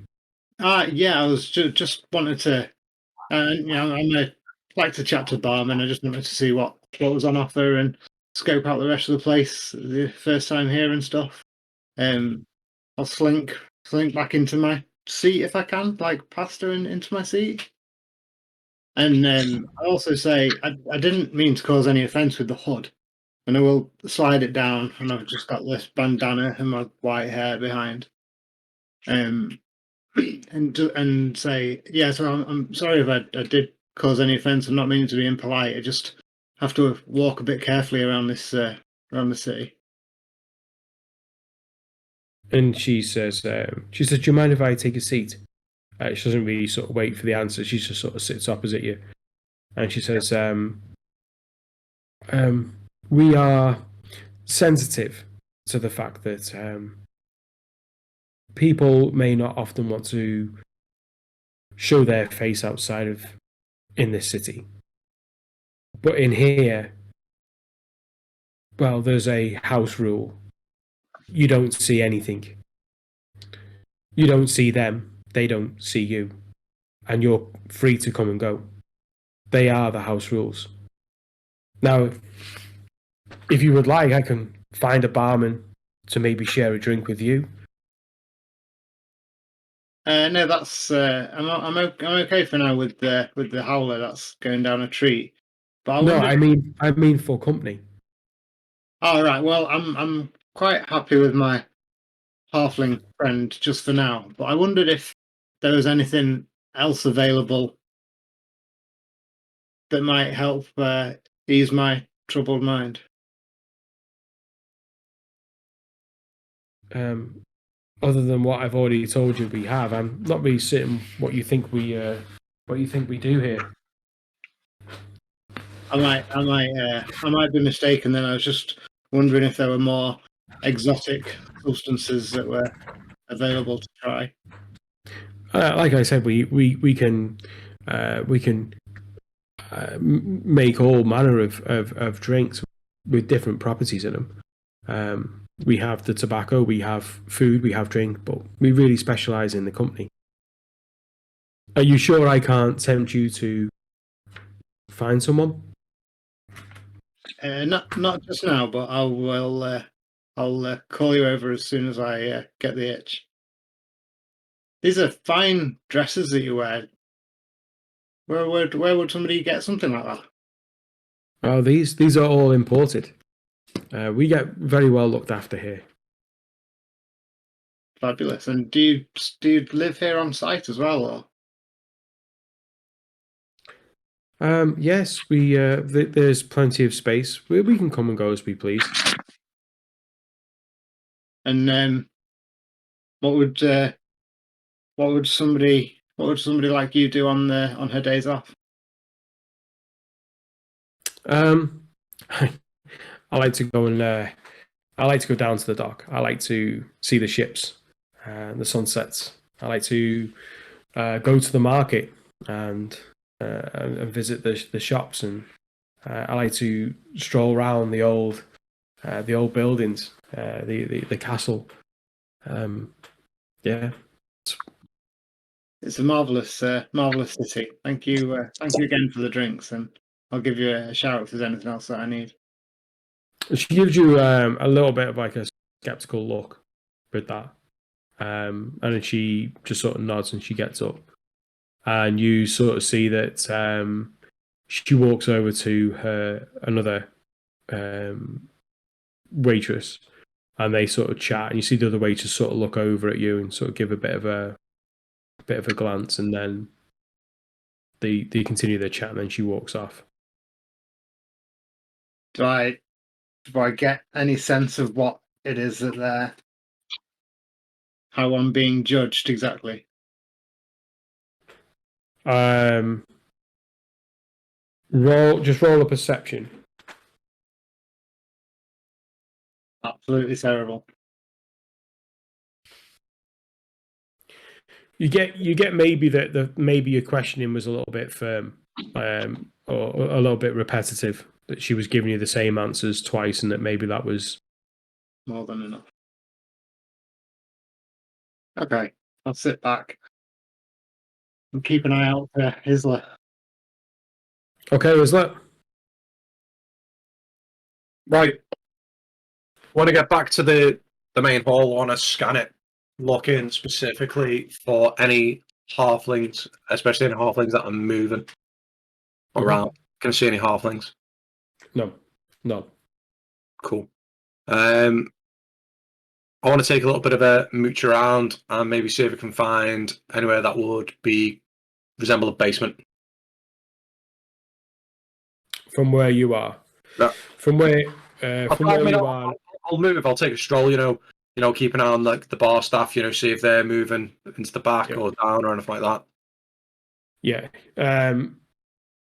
You can see that from where you are, looking at the bar, there doesn't seem to be any hatchways as you sort of take a bit of a glance and have a look around. Just general, not rolling. It's just general observations that you're making. Yeah. And sort of quickly trying to scan things. You can sort of see that from where you are and where you're walking, that everything seems to be solid. There's nothing really that catches your eye in terms of entrances or anything like that. Everyone seems to be. You can account for everyone's movements, and seems to be anything in that respect. All you can really see is the two corners, the corner that you came out of the toilet, and then the opposite corner, the arch would lead upstairs. Okay, so nothing that looks like a basement on this floor. No. All right, cool. I'll go up the stairs then, please. Okay. Do a quick scan of the general area of of what's upstairs again, looking for any doors, corridors, any bits that are off that. All the time, I'm still listening out, but just in case anything, just like I hear a word and it pricks my ear or whatever. Mm-hmm. As you go up the stairs, you can sort of see that the stairs sort of stop on the landing. There's another archway that then leads out into where the balcony is. As you sort of stop there, you can sort of see that Negan is with his coat against over the rail, sort of leaning on the rail, sort of overlooking. You see the same thing. To Negan's back, there's another long bar there, and you sort of see the people dotted around. You can see that the stairs continue up. Same sort of dull light that's coming from sort of upstairs. You can see there's a sconce where you are now that's burning, giving that illumination in that area. You look around. You can you see what you don't see anything untoward, if you like. Doors. Doors. No. What you can see is the long bar. If you walk out onto the balcony, you can see that at the back end there's two doors. There's one on the left and one on the right. Actually, no, I got that wrong. Sorry, there's a door on the left. Yeah, which is slightly ajar. Okay. Would that door be from where it came in on my right? Yeah. Okay. Yeah, can I go over to that door then, please? Yeah. You make your way over. You go in, and this is the room, obviously, where Negan's just been. You can see that there's the red drapes, the mirrors on the wall, the counter, the tiefling behind. And you can also see that there's a man, quite heavy set, black uniform, standing in front of a door in that wall. Yeah, I'll back out that room then, please. So is that on the middle level or the top level? That's the first floor, yeah. You were on the ground floor to start, then the first floor where you are now. No more doors on that floor now. Not that you can see now. Okay. So go up to the next floor then, please. As you walk out into the landing, you can see that there is a figure walking down the stairs. There is a black dress, which is, as it sort of the light catches from the sconce, you can sort of see that it shimmers and shines. You can sort of see there's a hood over the sort of the head, which is all part and parcel of the dress. The stairs aren't that wide, so they're heading down towards you. It's quite a large individual. Yeah, and I'll wait and just wait to the side until they pass. They get to they look like they're going to turn in towards the balcony area. You're just going to let them past. I mean, looking at them, is there anything that I find out of place other than the fact that they're in a black dress and tall? You can see that it's a female form. Moves very elegantly as they're coming down the stairs. Don't really see much. Can I see her face? Yeah, you can sort of see what would be sort of a large sort of face, and you sort of catch a glimpse that maybe this is a dragonborn.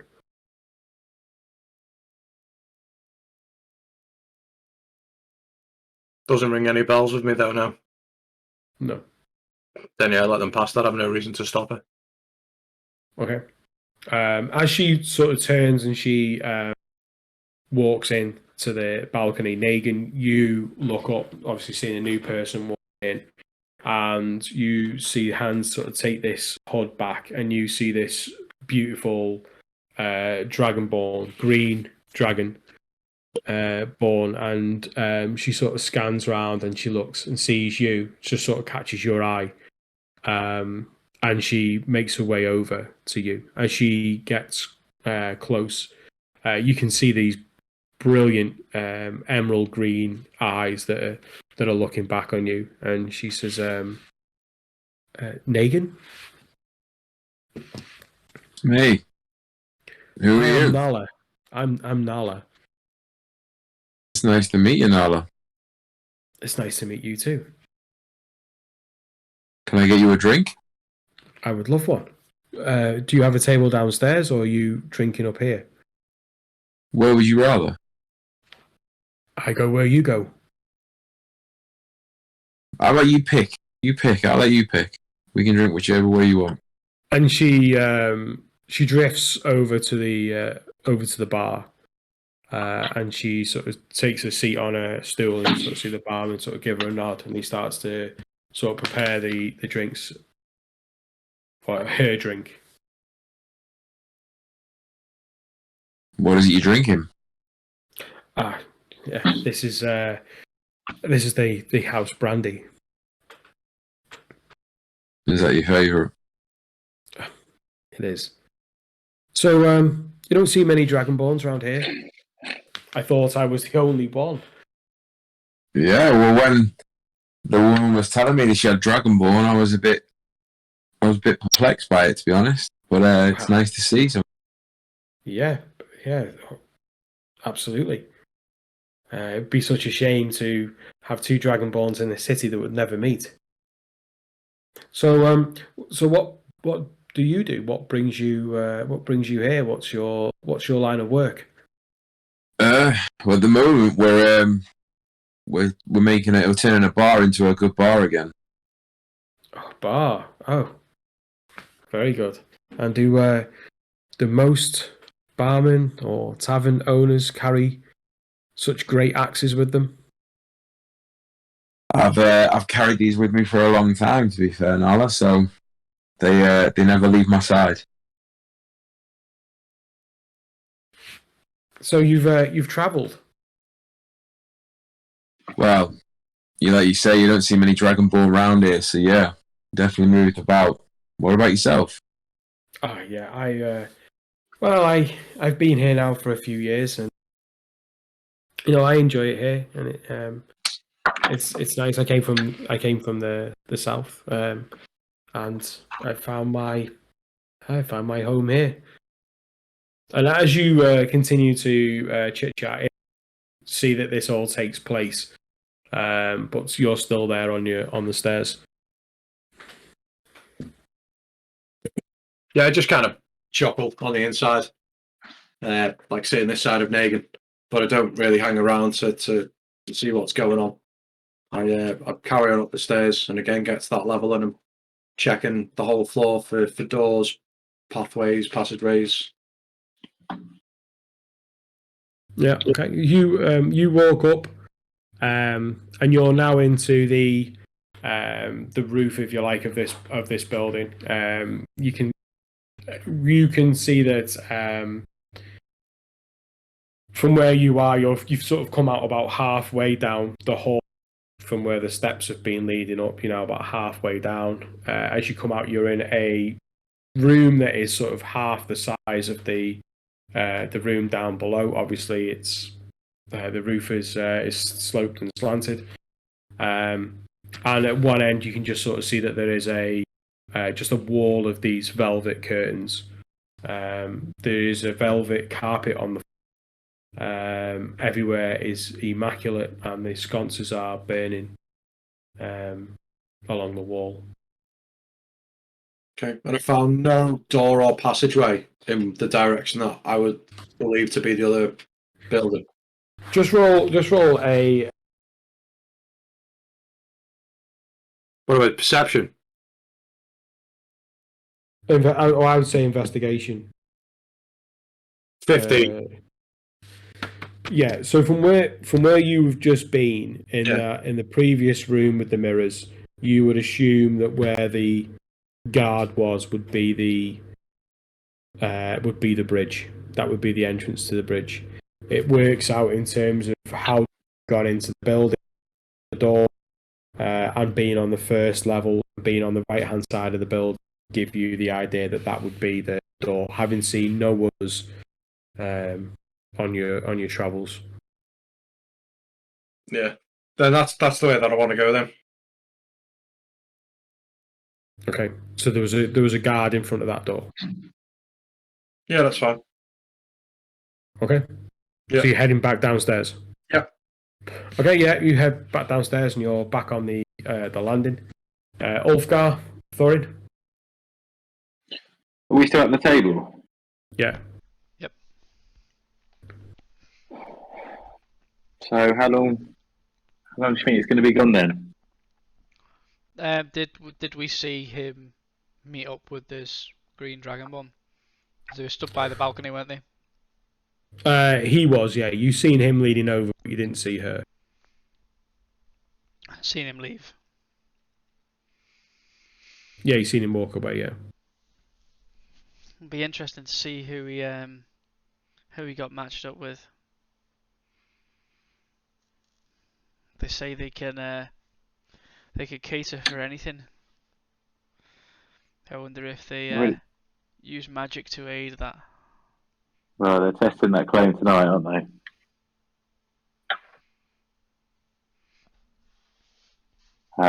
Fancy another drink? Yeah, I'm still drinking this one, but I'll do my best to keep up.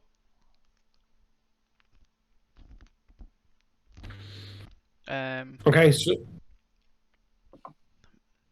Would you fancy maybe going and complimenting the dwarven lady on her armor? I'd have absolutely no problem in doing that, sir. Maybe she would appreciate a compliment for a change. Okay. Yeah, at this point, I just sort of like flatten out the beard to try and make it a little bit tidier, and pull my sort of armor a little bit tighter. Is she Sort of still, like, is she how still in a heated conversation? no, they're chatting. You can try and listen into what's being said. It'd be a perception check. What, from here? Yeah, Yeah, I'll do that. Yeah. you can hear there's talking all around. If you wanted to say what was being said, you can try and earwig while Ulfgar's. Yeah, try and do a little bit of earwigging.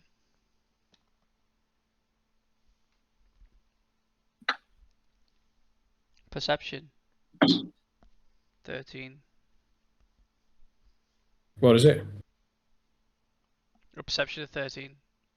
13. Yeah. Yeah, you can hear that there is talk of money, and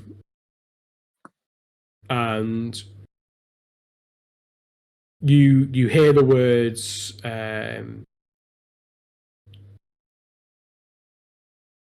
You would hear the words.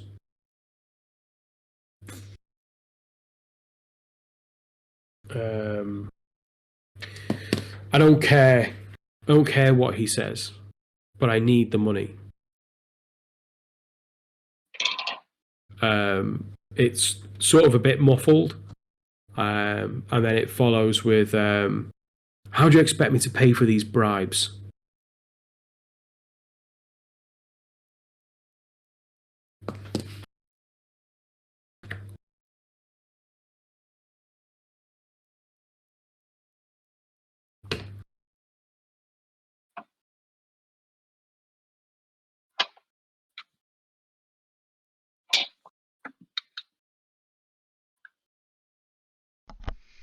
Okay, no.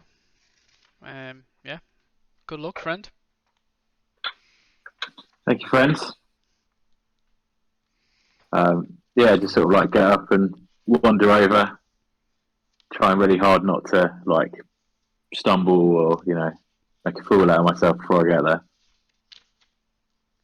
Just walk up to them, try and sort of catch her eyes. I walk past. Yeah. As you sort of walk past, you see that her eyes sort of glance in your direction. Good evening, my lady. You're looking absolutely stunning this evening. And she looks at you with like pure disdain.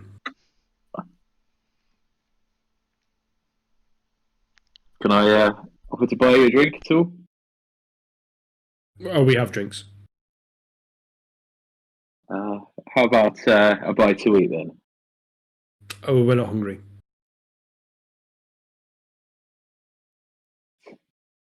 Well, it was nice to speak to you anyway. No, you put up such a gallant fight. Goodbye then. Goodbye, my lady. Roll a perception check to see what you picked up while you were passing by the table. Literally passing by. 15. I'm How going many? to send.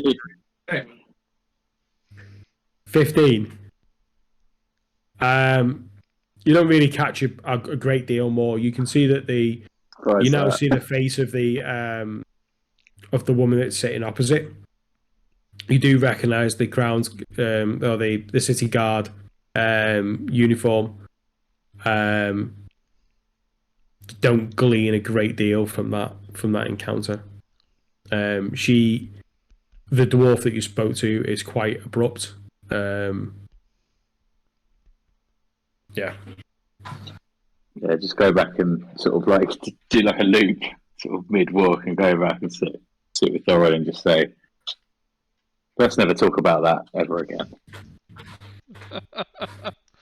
Crashed and burned.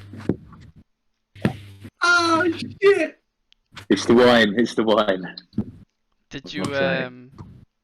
find anything out about her armor? What do you think?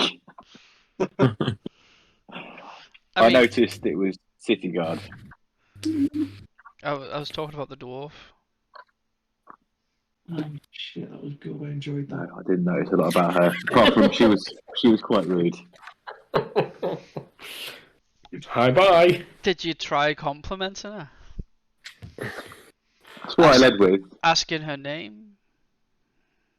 No, I didn't think about that. You're more than welcome to give it a try. I think she's probably had enough attention for now. It was the equivalent of Kevin and Perry, wasn't it? Hello, ladies. Goodbye, ladies. That's how he pulled Sarah. Yeah. Man, that was so long ago. It might well have been. It's classic. She needed to get a towel out to dry herself off. I would have done any better. Tavis, now back at your table and seeing that Ulfgar has got up and sat back down. What's your what are you doing next? I'm wondering where the hell Isla's got to. I'm happily helping him finish his dinner, but apart from that, and I'm not gonna ask around any of the staff because that just raised suspicion, and I always feel like I've drawn enough attention. I'm just gonna quietly nurse this drink and kind of hope that he comes back soon. Okay. Isla, now back on the level with the balcony. Where are you going? I'm going towards the guard by the door. Are they stored next to the door, right in front of the door? Yeah, stood right in front of the door. Very much the same as what you see when you walked in with the half orc. You can sort of see he's in the way of the door. Then you've got the counter, and you've got the tiefling then behind. Okay. Is there any shelves nearby with anything on? No, it's not. I wouldn't say it was bare. You've got the same sort of drapes, and the lighting's the same. The only thing that really really sort of different is these sort of full length mirrors, 3-4 mirrors that are opposite the tiefling on the wall.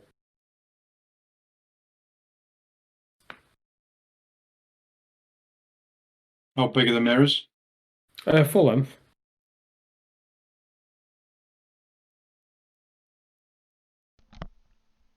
Sorry, did you say tiefling then? Is that the guard? No, the tiefling is Marcella. She's the Oh, right, okay, the yeah. matchmaker.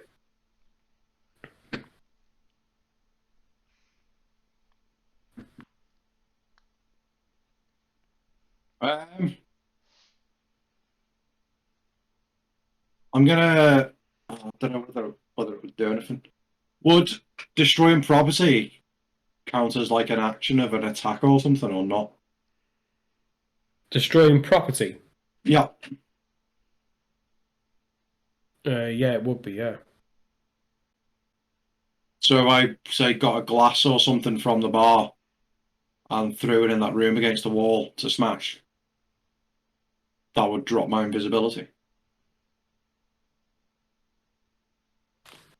No, I don't think it'd drop. I don't think it'd drop your invisibility. No.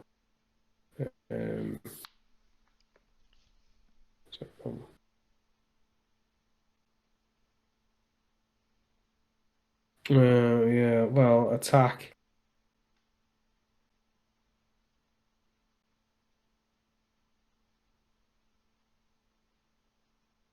Yeah, I don't think it's not. It's not an actual like physical attack. Don't worry about it. Right, so what I'll do is, seeing the situation, I'm going to literally bomb back. Instead of going in there, I'm going to bomb down the stairs back to Tavis. I'm going to hope he doesn't shit himself. And I'm just going to go, like, whisper in his ear, Tavis, it's Isla. Try and keep it cool. Like, what the fuck? Yeah, kind of invisible. Listen, and I direct him to the point where this guard is. I'll say, listen, there's a guard on this floor. I need you to make a distraction so that I can sneak through and see what's behind it. Time is of the essence. Chop. It's a lot of information to take it and mumble into my drink. So, one floor up. Yeah, no, describe it. One floor up, this place, that place. Guard looks like this. Describe the whole room and situation to him. I was like, I just need you to make enough room that I can get through. And yep. Okay. I'll try.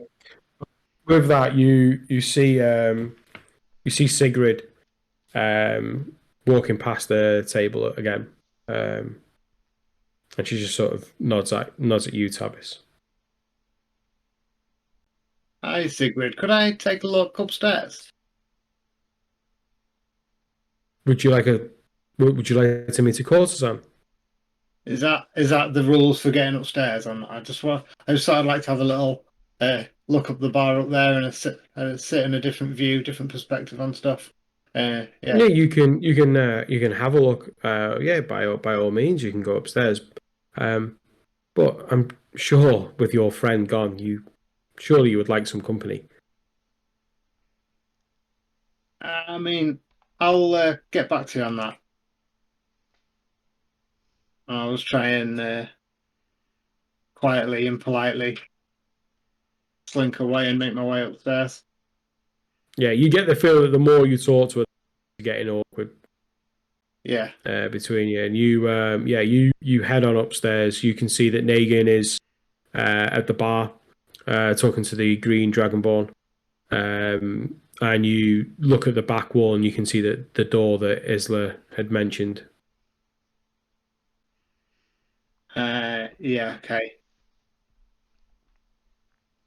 So can I take a seat anywhere or perch on the railing anywhere where I can see this guard and see what's going on? You can only see you can lean on against the rail. You can have a look over you. You can see that there's that Ulfgar and Thorin are sat at the table. You can see the table that you've just left. In terms of what you can see on this level, though, you can see the door. You can see the door is ajar, but you can't make anything out inside. But can I see the guard? No, the door is over.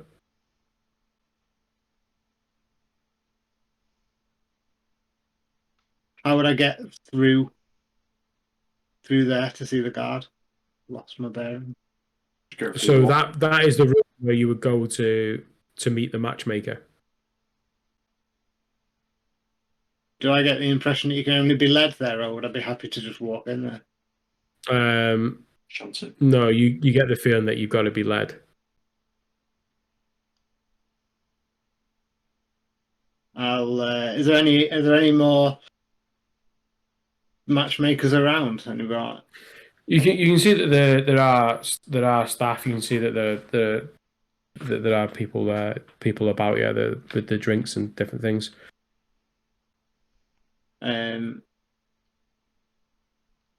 Yeah, so I'll try and catch the attention of one of these matchmakers.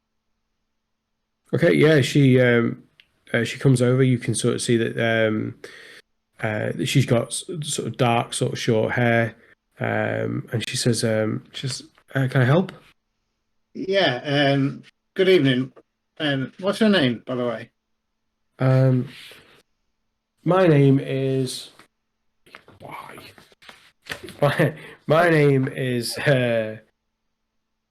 My name is Song. Song, nice to meet you. I want to really open. I was talking to your colleague Sigrid, but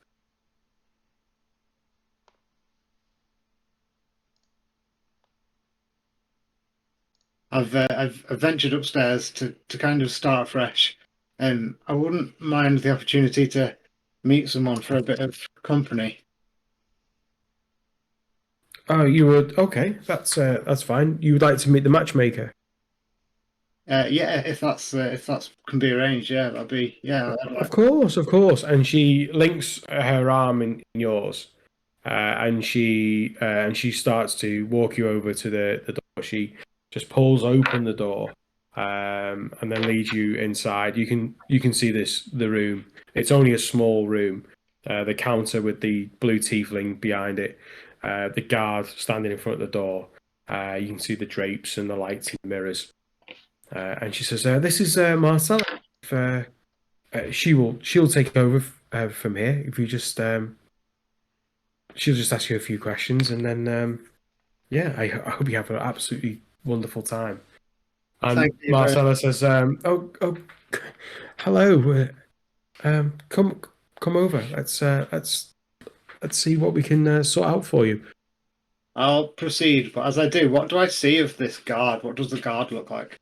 Just a heavy set guard. He's wearing a similar uniform, a black shirt, trousers, boots, of what you've seen on the half orc in the reception area. Is he human? He's human, yeah, and he's just standing in front of the door. Okay. So I'll get to Marseille. So what would you like to know? Okay, so do you have a type? Woman? Man?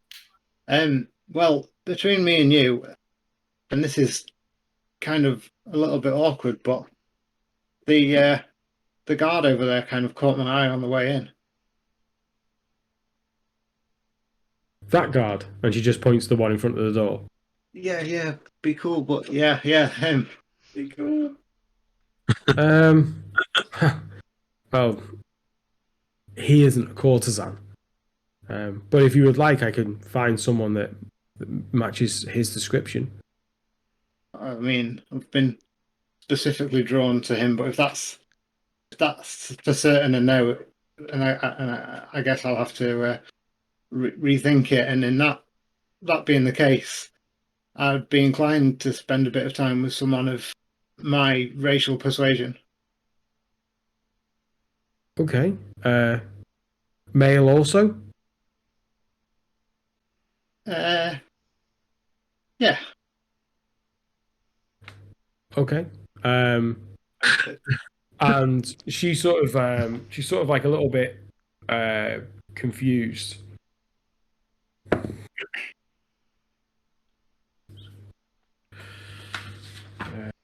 So-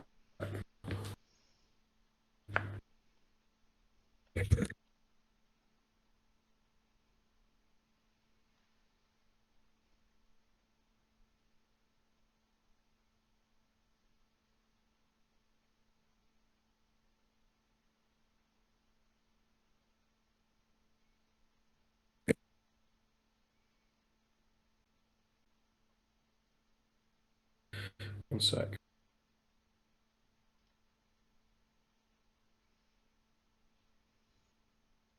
Is it?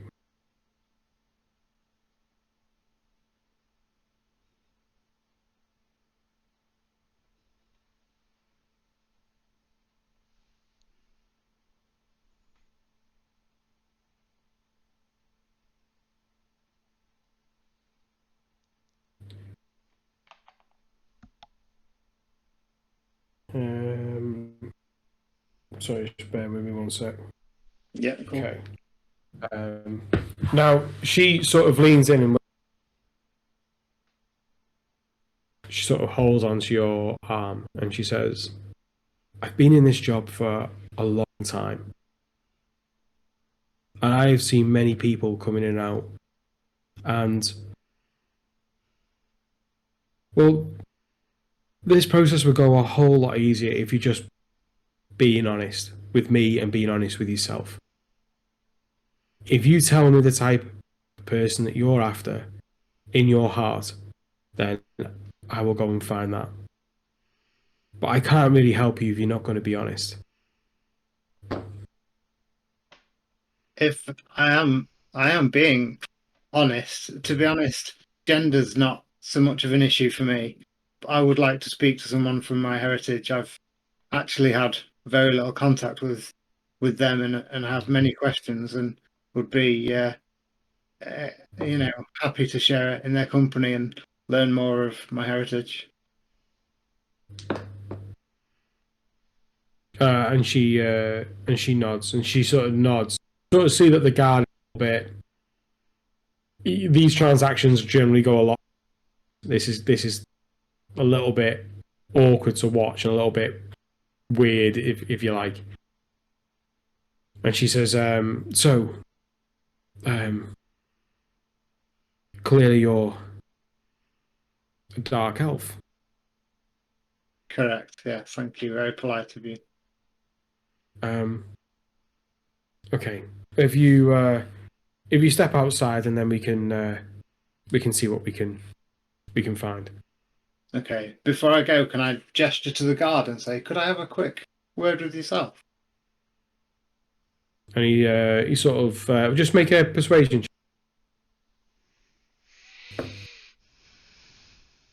Good. 8.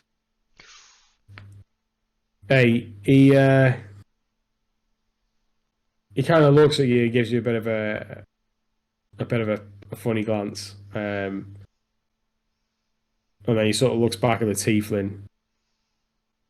It's just sort of shakes his head. Is there anything else going on in this room that I can see? No.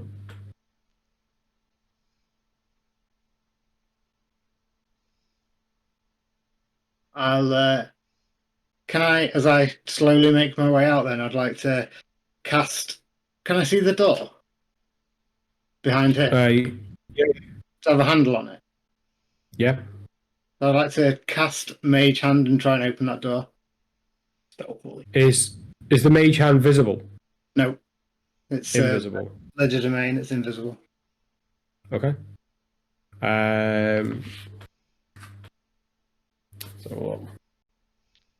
So I'm trying to make the casting really stealthily, like under my cloak. I'm also in the room. It would have a Yep. somatic component, wouldn't it?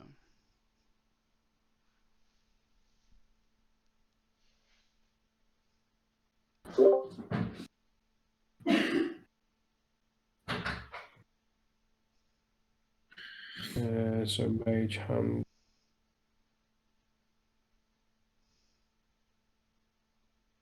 Yeah, it's voice and hand gestures to. So if you just roll a stealth check for me. Natural As a 20. rogue, you just sort of disguise your hand gestures and utter the words, what you almost like a ventriloquist, as you conjure the mage hand So what are you doing? Are you just staying there and just looking at the two of them, or around? What are you doing? So I'll duck down to fix my boot and just readjust my boot before I make my way out, and I'll do it. And whilst I'm doing that, that's what I'll do and cast the mage hand, and then try and open that door. Okay, so the guard is standing, I'd say, maybe a foot to a foot and a half in front of that door. So there isn't a great deal of space, but it isn't locked. So as your mage hand holds onto it, it's nothing just to click it and open it. As that door opens, can I try and slip past? And being a halfling with my nimbleness, I can pass through the space of a creature larger than me, with like no reduction to speed and stuff like that. So it should be able to technically do it. Just roll a stealth check for me. You can do it with advantage because of the invisibility. Better. Stealth. 21. Okay. Yeah.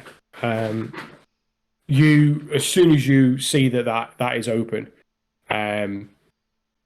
you quickly dart through. The guard turns around and looks at the door and then just slams the door behind him. He looks over at the teeth and says, "That draft again." And I make my way out wherever the tiefling was suggesting I go. Yeah, so you walk back out up to the railings. You see that Nagin's chatting.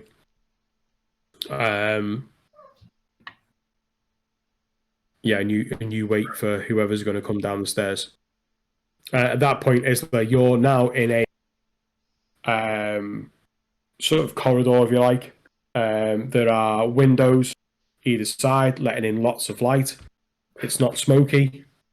The light almost hurts your eyes, and you see that there is a one human male, leather armor, black leather armor, and he has a bow just at the ready. You can sort of see that he's pacing outside and looking out the window. Yeah, he's in this corridor. Yeah, can I get past him? You can do the stealth check again with advantage. At this point now, that you're sort of getting to the, I'd say you wouldn't really have a great deal of time left, maybe 10, 15 minutes. 21. 21. That's two natural ones in a row. Yeah, 21. You managed to scoot past. The end of the corridor isn't a door; it is just an archway that you can now see that's in front of you. Okay. What? Can I go through the archway? Yeah, you can go out. You were on a wooden balcony, but like walkway, which overlooks what looks like a carriage bay. So you can sort of see that there is just sort of a wooden floor down below. You can see that there's all sorts of just barrels and boxes that are stacked up along the edge of the far wall that you can see. That's looking down. You can sort of see that the like I said, the wooden floor, and then above you can see that there is another sort of square walkway. There's a set of steps leading up to it on your left, and then hanging from the center, you can see what looks like a winch with a hook, just sort of suspended down. You can sort of see that the arm goes off towards the far corner from where you are. Okay. So you're in like from where you are, you're in like the one corner of this walkway. The door's coming off the walkway from what I can see. No doors. There's a set of steps going down, a set of steps going up on the same side that you're on. All right. Can I quickly just shoot up the stairs and see what I can see from the top of the stairs? on Yeah. that? Let's have a look, please. Yeah. So you go up the stairs, and again you can sort of see that this is just another walkway.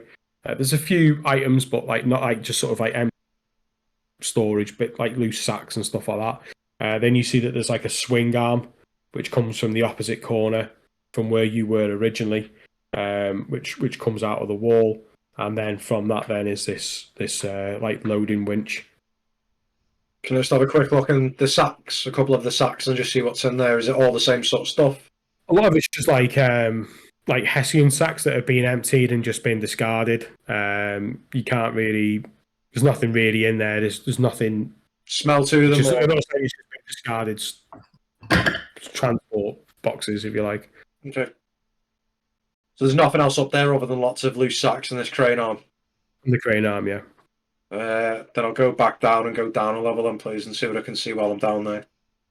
Okay, down in this level, you can sort of see that the back side of the double oak doors that you could see from the outside. Obviously, this is where the carriages come in and out. Yeah. You can see that there's a door. As you look at those doors, there's a door to the right, which looks like that would go into the courtyard. Yeah. From where you are, and then you can see that there are stalls, which would be for feeding and watering horses, and again, just more boxes just stacked up. It's really sort of nondescript stuff, just like it's just been lashed there after it's been opened and used, transporting wine or whatever it'd be. So you know on that middle level, was it like a walkway all the way around? Was it? Yeah, it's just a square, and then it overlooks then the lower half, and then obviously you've got the same again at the top. And there's nobody here. No, you can't see anyone here. No. Okay. Well, in that case, I'm going to take a little bit of time on all for as long as I can on all three levels. I'm going to do a full perimeter check along the walls, taking my time, looking for any off-coloured stones, any scraping marks on the floor. Even looking at like say sconces or handles on the walls where something may have been twisted. Looking for any secret entrances or anything like that. Looking for any markings that definitely just completely look out of place.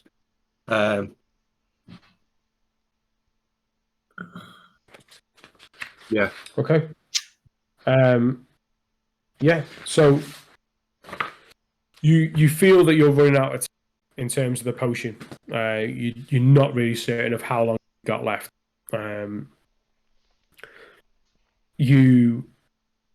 Okay, let me just. Okay, roll for.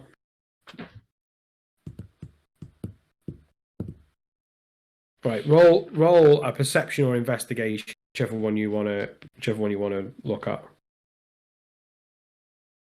Definitely perception, because that's much better. 17. 17. Okay.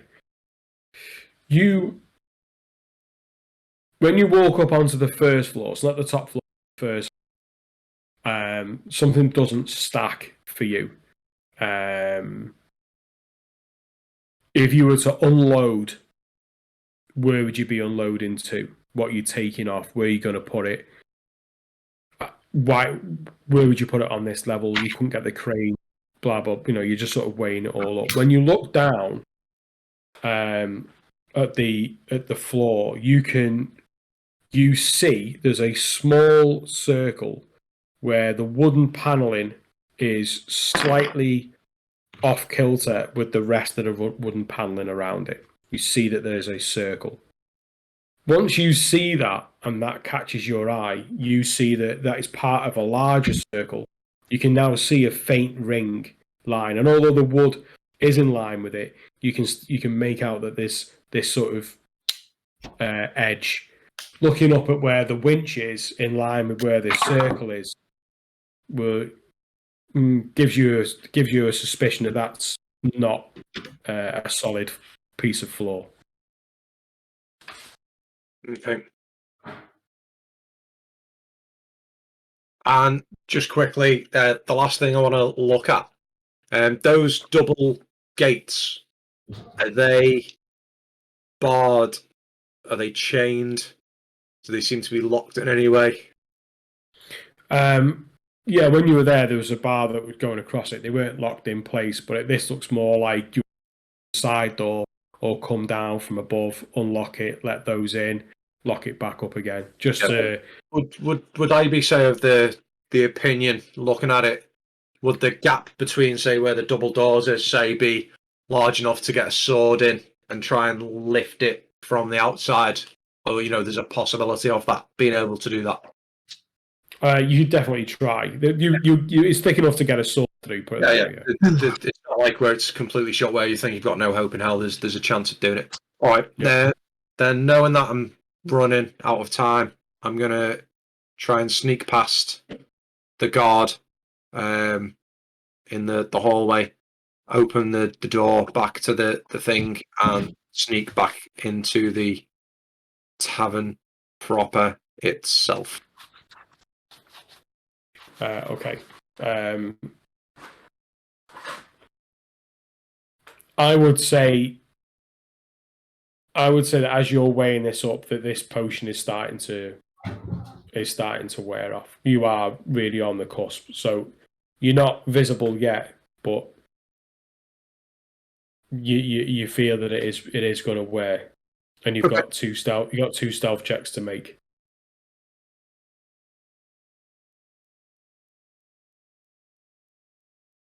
Do I think I'd probably run out of time to make it? You'd be on the edge, yeah. And if you from where you're looking now, even if you got past the second stealth check, becoming visible in a public space probably isn't the wisest thing. All right, cool. Can I climb up the crane and try and make my way to the rooftop then? The rooftop itself is just it just sort of comes to a point, so you can see the rooftop itself. The crane is sort of bolted onto the wall. It's just an arm that comes out. To get up there, I mean, well, it's up to you where you'd be heading. Fuck that. So I'll just go downstairs, unbar the doors, and walk out. Okay. Well, you have got the doors to the side. Yeah. Side door, yeah. I'll just go on the side door then. Yeah. You got to wait till you're visible again. Yeah, probably. I'll probably wait until I'd stand by the door until I become visible, and then just straight out. Yeah. You do that. You hang fire for a few minutes and start to become corporeal again, and then you undo the door, walk out, and you're directly underneath that bridge. Just make a perception check. 5. Yeah, it looks like a bridge from where you are, and you sort of have a look in the courtyard, and you're back on the main road that you started off on. Cool. Okay. Thorin, Ulfgar. How you feeling, mate? Slightly embarrassed. Yeah, screw this. I get up and I stroll over to where the dwarf woman is. With purpose. When she looks up, she says, "Can I help you?" Yeah, I think you owe my friend over there an apology. Oh, sorry. Why is that? Well, you were very rude to him, and all he wanted to do was come over here and introduce himself to a member of his kind that he doesn't get to see very often, and he wanted to tell you how much he was admiring your armor. I'm only getting like every other word off you there, Jimbo. Don't know what's Can you hear me? Yeah. Yeah, he doesn't get to see many of his kind, and he just wanted to come over and spend some time and tell you that he was admiring your armor. And I think you were very rude. Well, we're in the middle of a chat. Manners cost nothing. And maybe you'd be doing better with your business dealings if you use your manners a bit more. I know, Storm. With that, she sort of like leans back, like a little bit, sort of, and then she sort of calls back. She says, "What do you know about business dealings?" I know that I got paid and you didn't. Paid for what? With my dealings with our friend over at the what's the name of the bar now? Felzoon's Folly. Felzoon's Folly, yeah. With our friend over at Felzoon's Folly. And she sort of shares a Manners cost you glance. nothing. Can I hear this? And they Yeah, you'd be able to hear it, yeah. you'll be surprised where they can get you. Just food for thought. Well, please. Take a seat. I'm okay. I'll go back over to Wolfgar. I'll just look over and just sort of tilt my glass. She completely blanks you altogether.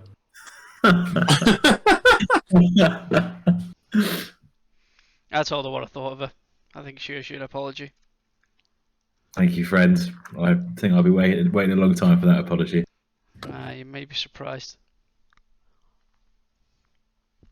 Okay, Tavis, as you're standing at the railing, you can sort of see that Negan is happily chatting away with this female dragonborn, and you see a figure walk around the corner from the stairway.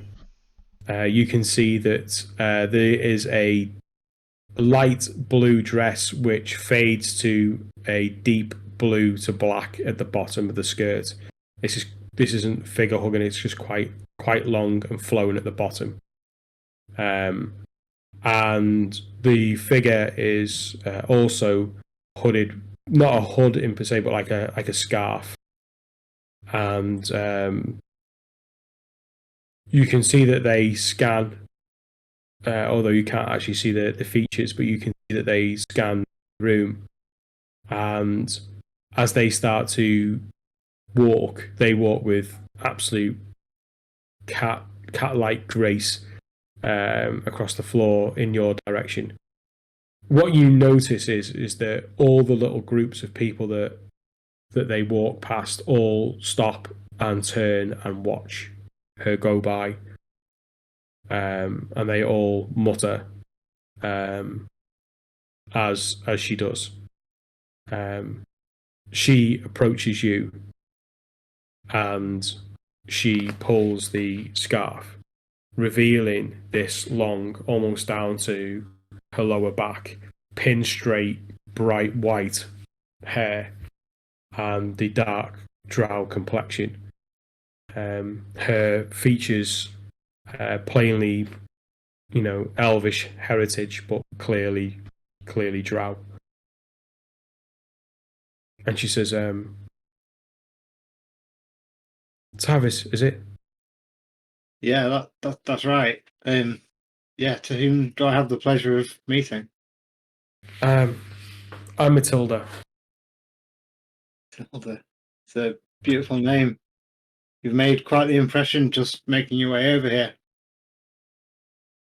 Well, you'd be surprised. I don't get called down much. Kind of must be a bit lonely, is it? It's very lonely. Anyway, where are my manners? Can I buy you a drink? Of course. Would you like to go downstairs or the bar here? Anywhere nice and quiet. Okay. And she sort of takes your hand quite unexpectedly, and she pulls you with her towards the bar. Yeah. And this is the first time that you've actually felt a drow, like made contact, physical contact with the drow. What could I get you, or what would you recommend?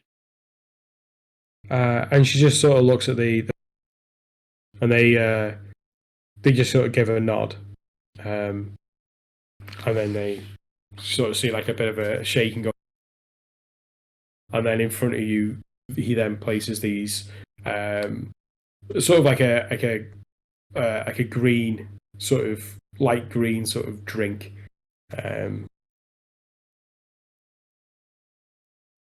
And she says, "A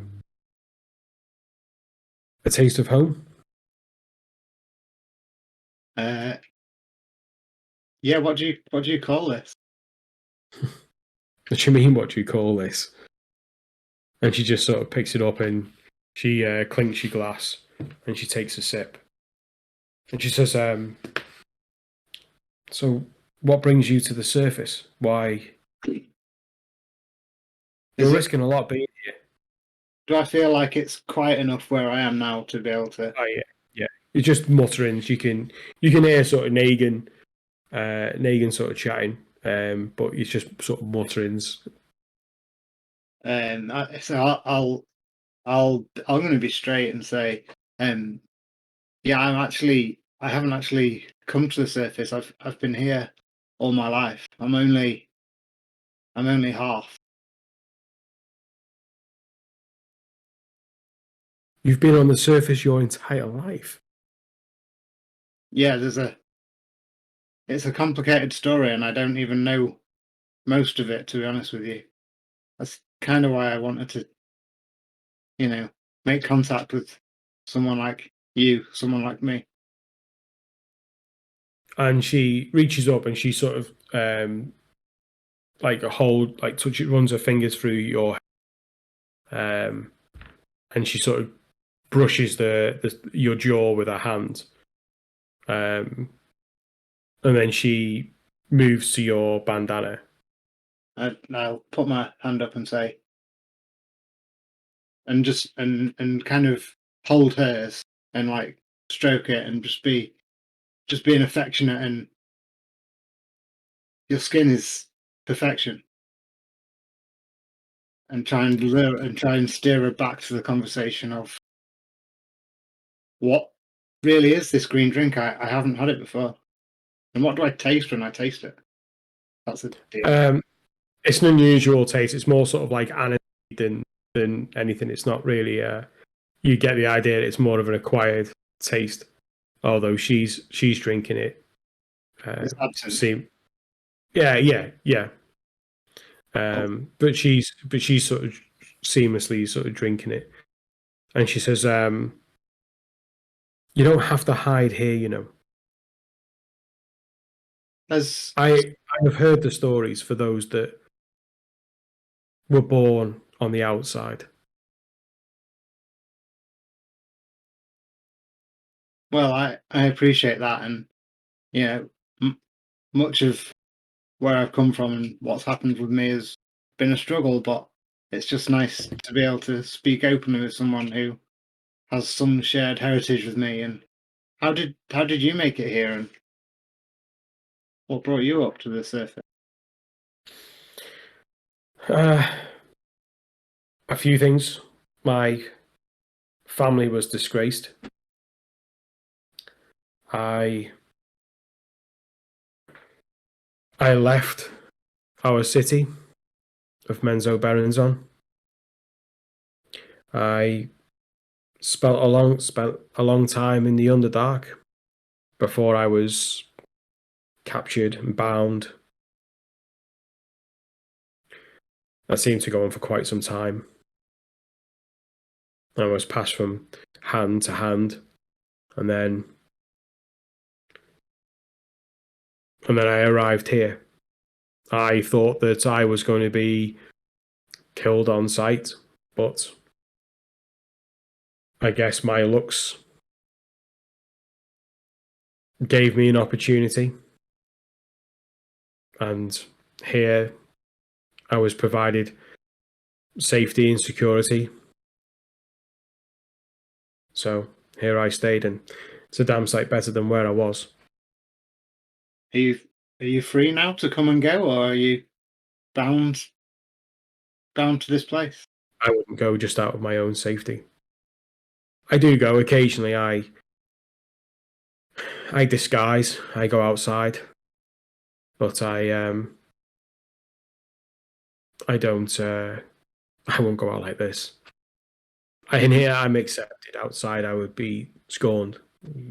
You would know that. I would, yeah. Is there? How is this disguise? How do you manage that? Because I've struggled with that myself. It's a bit of practice. I always find a good scarf and the right light will always serve as well. Yeah, quite right. So, Tavis, what is it that you do? Well, I kind of similar to you, I suppose. I had to leave my family. I basically was a disgrace to them. So, came to the city and in search of work, and I'm actually trying to help a few friends kind of dress up a long downtrodden tavern and get that back up and running. But it's fairly slow work. We could do with some connections in the guilds and a bit more coin behind us. But it's early days yet. I've only been here but a week. So, Negan, you like hear the chatter and you see that that Tavis is also talking to a courtesan behind you. As you chat to Naylor or Nala. I get the feeling that there's something wrong about her or anything.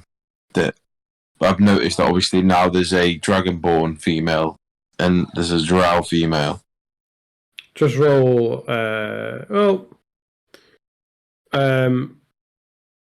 I think your gut feeling would be what were the odds. Yeah.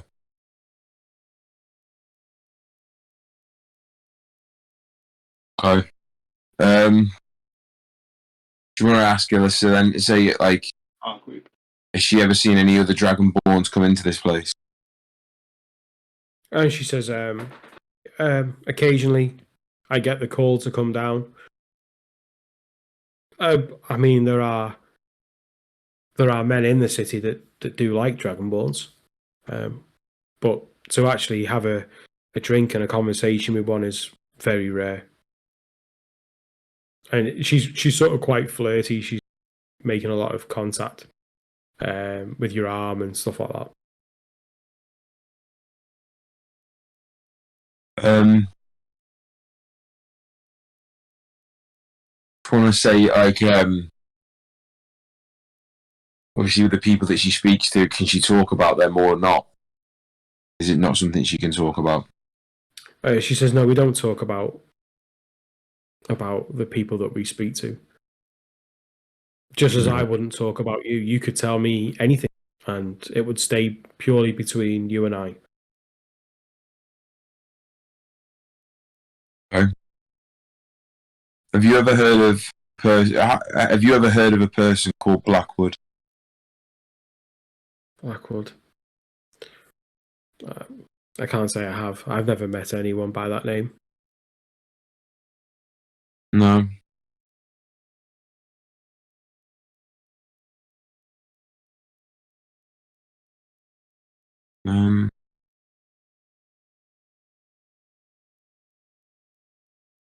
Is there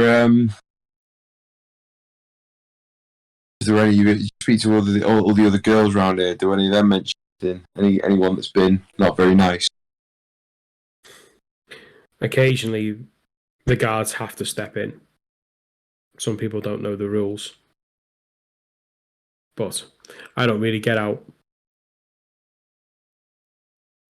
If you don't get out too much, how do you make money? I get paid by the house. Even You're if paying you're not, for me right now. but if you're not called upon, then you just sat about. Yeah. an easy pay gig then. And you can sort of see that she looks a little bit sort of upset, and she does say, you know, other girls are called on more than I am. Oh no, I'm not saying it because of that. I'm saying it because, like you said, I asked for someone with green eyes, and amazingly, I got a green dragon with green eyes. What are the odds? What can I say? You're in the right place at the right time. Do you think if I would have asked for a half orc with rainbow hair, I would have got that? I think that you would have got what your heart desired. That's a big place to have everything that your heart desires.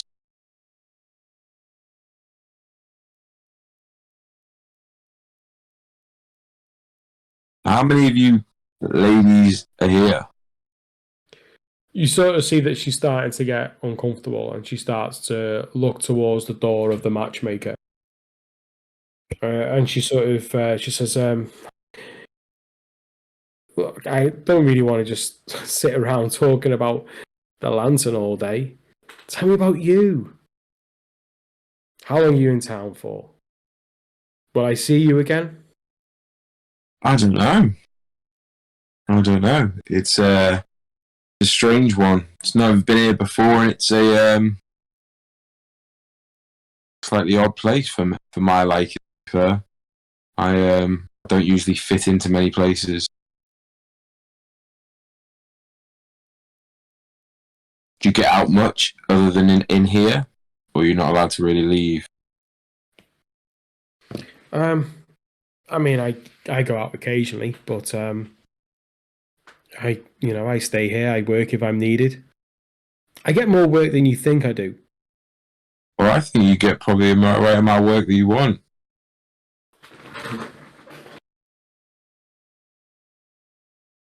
Have you ever seen any other Dragonborns around it? The odd one. Have you ever seen a black Dragonborn?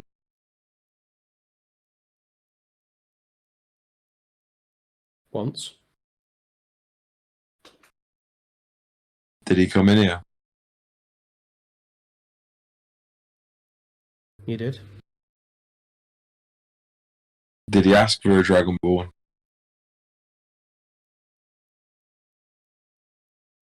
You did. Do you remember his name? We don't talk about things like that. No.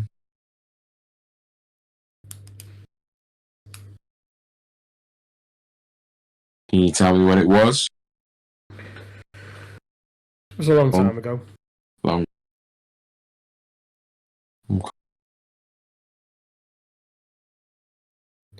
Look, if Look, I think I'd like to thank you for the drinking. If that's all, then I'll be going.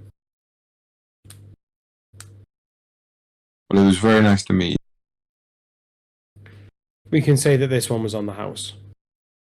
And she takes a sip of her drink and she pulls her hood back over. And you, as she sort of takes a step back, you sort of see a green sort of cloud of mist, only like very slight, like that. And then she walks away. You sort of see her strut away. Okay. I sort of get up and chuck my jacket back over and arms in and then just sort of look for the exit. Okay. Okay. Ulfgar, Tavis. Ulfgar and Thorin. You guys just hanging fire?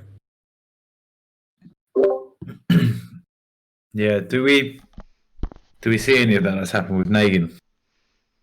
No, this was at the bar upstairs, so you're out of eyeline and earshot from.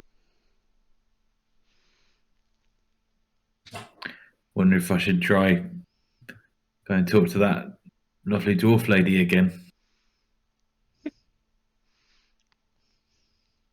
At first, you don't succeed.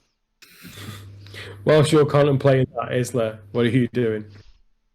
Is there anywhere I can kind of take position and see the front door and that side entrance that I came out of? Yeah, you can see that from where you when you from over there, the street. That's where you could see that from there. Yeah, I'm just gonna take position, to be honest with you, and just keep a general eye out on the street, see if there's any comings and goings through that door. I don't want to go back into the hanging lantern. Just it'll be too difficult to explain. So I'm just going to chill and wait for the party to emerge. Whilst Okay. perceiving comings and goings. Yeah. Okay. Yeah, you don't see a lot. Like a couple of fellas that are leaving. They're just again, carriages maybe are slowing down, sort of drawing towards the late afternoon. Yeah.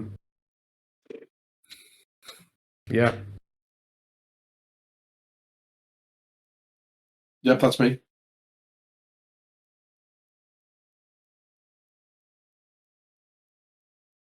Okay. Tavis?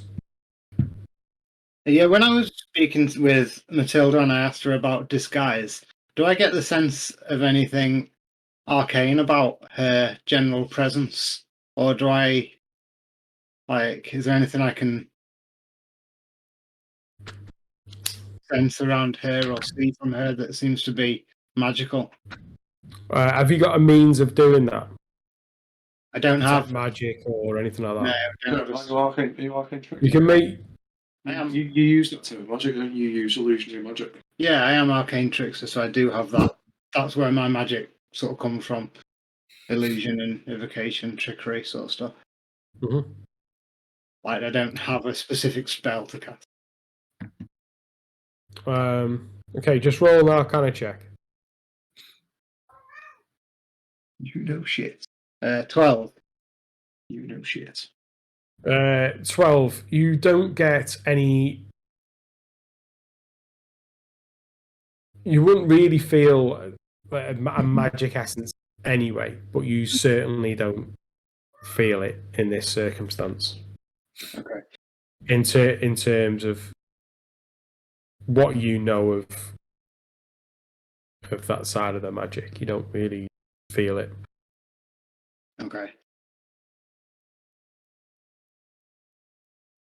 So I'll say, Matilda, it's been fabulous to meet you and really intriguing, and I'd really like to do this again and maybe even meet outside and sort of enjoy the daring to dodge amongst the more common folk.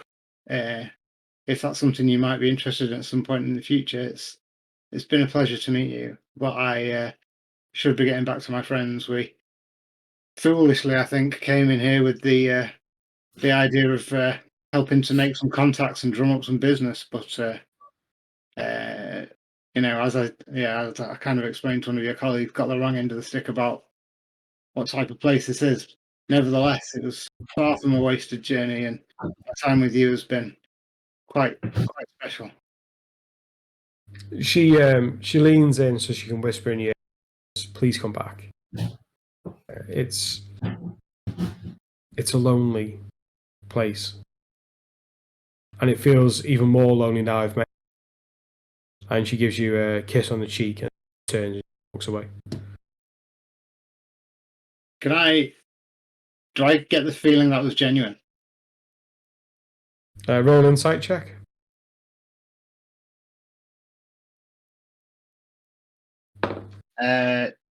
12. Seems genuine, yeah. Hard to read. Okay. Now I'm feeling really quite overwhelmed, and I'd kind of like to get out in the light and feel like everyone's eyes weren't on me.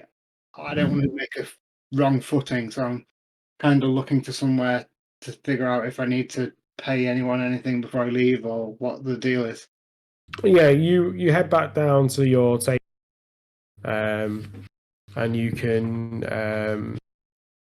see that Sigrid is about, and yeah, with a brief chat, she goes and gets a slip of paper with the bill on it, which is run at 25 gold.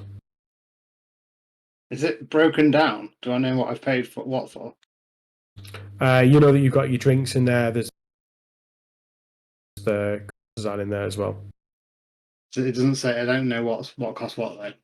Itemized, no. I wouldn't ask for it. I just would thank her and leave out back by the front door. Okay, Negan, you've already walked off. So where did you go? Or, We're gonna go back down to the main bar where we were sat to start with. okay, and what are you guys doing? Did they match you up well? Well, weirdly, it was everything I asked for. Well, all I asked for was girl with green eyes, and they gave me a dragonborn with green eyes. So I don't know what's going on, but it's a strange place. Did you find out anything useful? She gave me some information, but she wasn't really. I think by the time I was asking a few too many questions, she was a little bit standoffish, and then sort of ended it as we were talking about something, but nothing really of anything that I think would help us with what we're looking for at the moment. To be fair, it was a little bit of a dead end, but it just creeped me out a bit. The fact, and obviously I saw Tavis talking to someone like him. Seems like they've got everything for everyone here. Oh, really? Yeah. What the hell is Isla? He's a drow.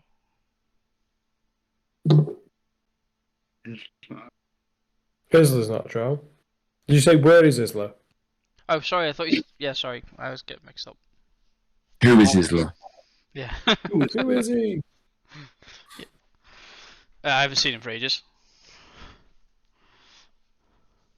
No, I saw him walk off out the thing, and that was the last time I saw him. I'm sure he's fine. He only aggravates people most of the time. Probably eating a lemon.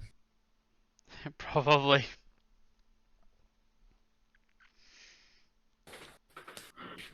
Well, what are we doing then, lads? I think it's probably time we left. Yeah, I don't think we're going to get anything out of this place, to be fair. I think everyone that's a regular here keeps to themselves, and everybody that works here knows to keep their mouth shut. Yeah, it's a hush-hush operation. Oh, it's worth a go. And I call over the waitress. Yeah, Valna comes over and she says, "Can I get you more drinks?" We're just gonna make our leave if that's okay. Just want to clear up the bill. Oh, your bill's already been paid for what you've spent so far.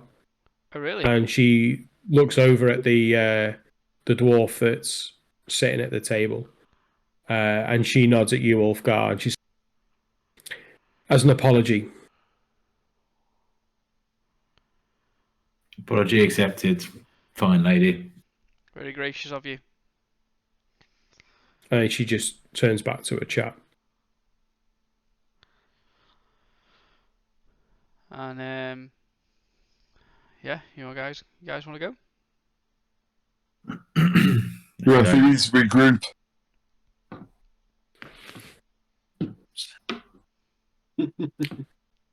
Okay, so you all watched Tavis emerge first, and then you see Thorin Negan and Gar coming shortly thereafter.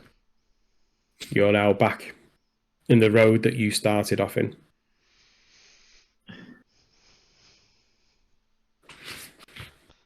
Do you see Isla? How does do you approach? Yeah, I assume I see them all come out. Mhm. I'm just backing them over. Yeah, head over. What the hell have you? Let's go for So, a walk yeah. down the docks. How did you get on? Did you find anything useful? Anyone? Where did you go? What was all that? Oh, fun. That was fun. Did you guys know these tricks he's got? Right, maybe we should just go for a walk down the docks before we start talking Yeah, about any antics that's been going on. Walking I and think talking. that's Or maybe we just walk straight into this courtyard that I've been to, where there's what I believe to be a secret door / passageway, and go and see what's actually up in that freaking place. Because Let's do that. there was nobody in that courtyard when I left. I've been watching it since I came out, and nobody's gone in from this end. You want, Deserted courtyard with a secret. Yep. Yeah, man. Let's do that. Lead the way. I guess that's what's happening. Beautiful. Right, so go over to the door. Does there say anything on the door, like no entry or anything like that? No, it's just a nondescript side entrance to the building. So I just go, look, it's a nondescript side entrance to the building. Open the door. They're my favourite kind of doors. Yeah, this is just a door. You do realise, you do know though that guard would be able to, because it is all open, he would be able to hear, you know, if there was anything that going on in that room. No, I'll have had the conversation before and been like,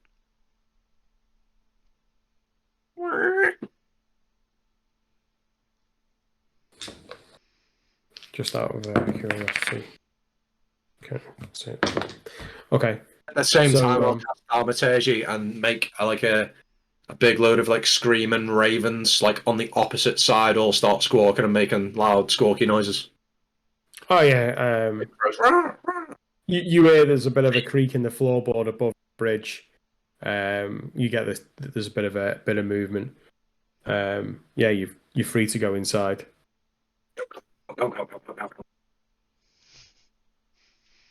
I'm assuming you Okay. all. I want to go Yeah. in. All in. Yeah, Yeah. are we For a all penny. are we all going to sneak in together? Are we? A lot of stuff there. In we go. We're in, boys. Done. This is easy. Can I go over to the circular thing that looked like it was slightly off kilter and have a bit The of the smaller circle within the larger circle. yeah, see if I can lift it, move it, twist it, shake it, bend it, break it.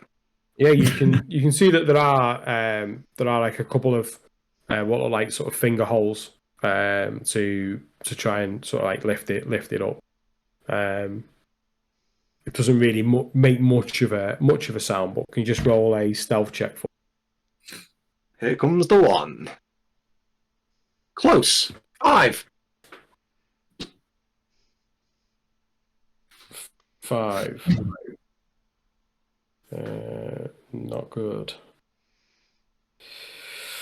What I would say is just roll it on an advantage. See what the score is. I'm not trying to fudge it, but you're not right on top of where the guard is. 12. 12.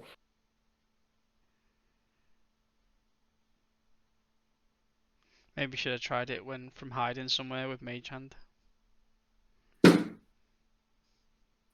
Been the more sensible option.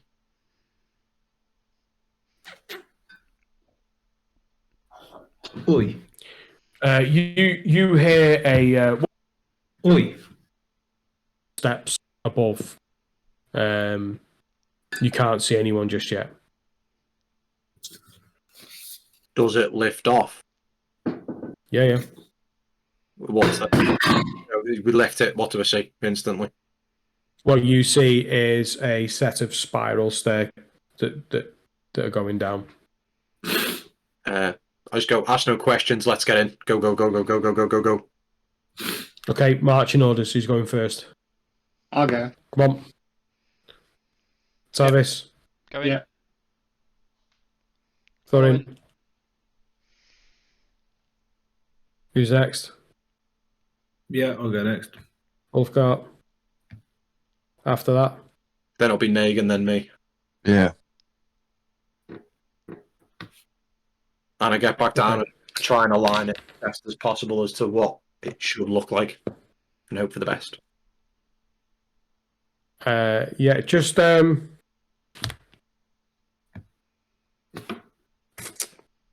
have a look. Just roll a sleight of hand for me.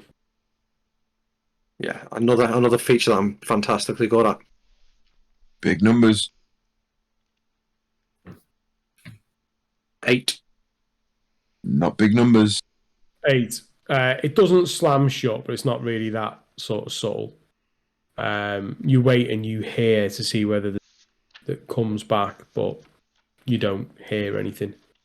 Tavis, you're now. This is now a really quite a tight spiral staircase that you're on. Your dark vision sort of kicking in. It's not really no light here at all. Now that the lid's been shut. Okay.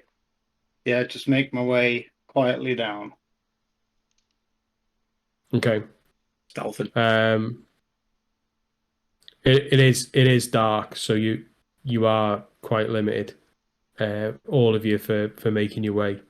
But as you make your way through the first sort of turn, there is a sconce that is lit, and then that slowly fades away as you disappear. And as it gets turn, and there's another sort of sconce. But you feel that you're going down a fair way, maybe 60 to 80 feet. That you're going down a fair way down this tunnel, down this spiral staircase. You come towards the bottom, and you see that there is light from what looks like a room beyond it. Can we hear anything? Yeah, you can hear chatting. You can hear it sounds like a tavern. Can I make out any words? Is it common? Yeah. Some of it's common. So I'm at the bottom of the stairway. You've not quite got to the bit where you sort of see out. You're just sort of coming round it now. Okay. Anyone got any means of being able to see down there before we poke our head down? I'll whisper. Nope. Nope. Not really. Okay, I'll. So I've got us this far. Someone else has turn. I can see. quietly- I can see all right in the dark, but that's about it. I have to actually Yeah. be able to I can't see shit really. look. But I mean, it sounds like a tavern down there. I don't Sounds like it. have like a mage eyeball that I can send down out the way. That would be cool. Yeah, Yeah, I mean, it sounds like there's like a place going on. So I mean, we can just try and like literally style this out. I'm working. I'm working on a little bit of magic that might help me do like that in the future, but I've not cracked it yet. I'll just try and sneak, go like down hands and knees, sneak and have a look through, see what I can see. Keeping close to the wall as you sort of look. Just make a stealth check. 21.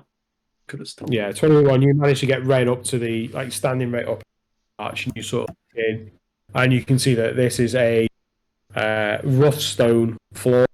There is a makeshift sort of bar on the far side of the wall. You can see that there's quite a lot of tables that are that have patrons around them that are drinking. They look like a really odd rabble of people. Just sort of talking normally. Yeah, looks like a dive, to be honest. A bit of a dive of a tavern. Right. So would I get the impression from looking in? Alternate exit or entry? Roll perception. terrible. 2. No, you're not from where you can see.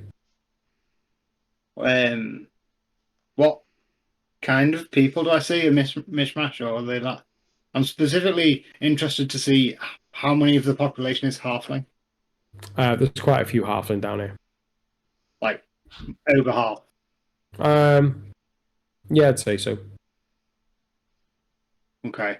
And other population, anything that stands out, or the absence of something which is obvious?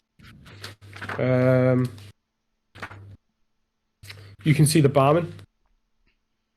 The barman is a dwarf with a complexion very similar to yourself. Duragar. Okay. I'll just like slink back and whisper this to the rest of the group. It just looks like a bar. It's like a bit of a dive bar, like spit and sawdust kind of place. Largely halfling kind of members in there, and kind of a dark dwarf, like a Duragar kind of a barman. And I cannot see how anyone else has got in or out, but you said you've seen no one come down here. Whilst you've been scoping the place. So no one coming in. If it's halfling, then I should be all right. And then I go to make my way out towards the bar. Yeah, you just stride out. No one really pays any attention as you do. Are you just aiming for the bar? Are you scanning? What are you doing? Yes, I'm just kind of walking in, nonchalant, kind of not like cocky or arrogant, but nondescript. I'm gonna make my way over to the bar, order myself a drink. Again, not asking for anything. In particular, just like a standard ale. I never get that. I'll pay it, and I'm just gonna go and find a table to sit at. That's got no one on it in a corner. Just kind of have an observe. Want to have a little look at the type of people in there. See if I can see anyone with like blue lips. Hear anything if anyone's speaking halfling. Just have a general listen to what I can hear in the table that I sit at. Okay, roll a perception check. Yeah, shite. 6. 6. In this light, really, you think you catch a glimpse as you're walking through of purple lips on the halflings. However, you don't maintain the contact. You just sort of get a glimpse of it. Okay. You make your way up to the bar. You see this Duragar, this dark dwarf that's standing in front of you. He's like, "What are you getting? What do you want?" Just an ale, please. Right, okay, chin up then.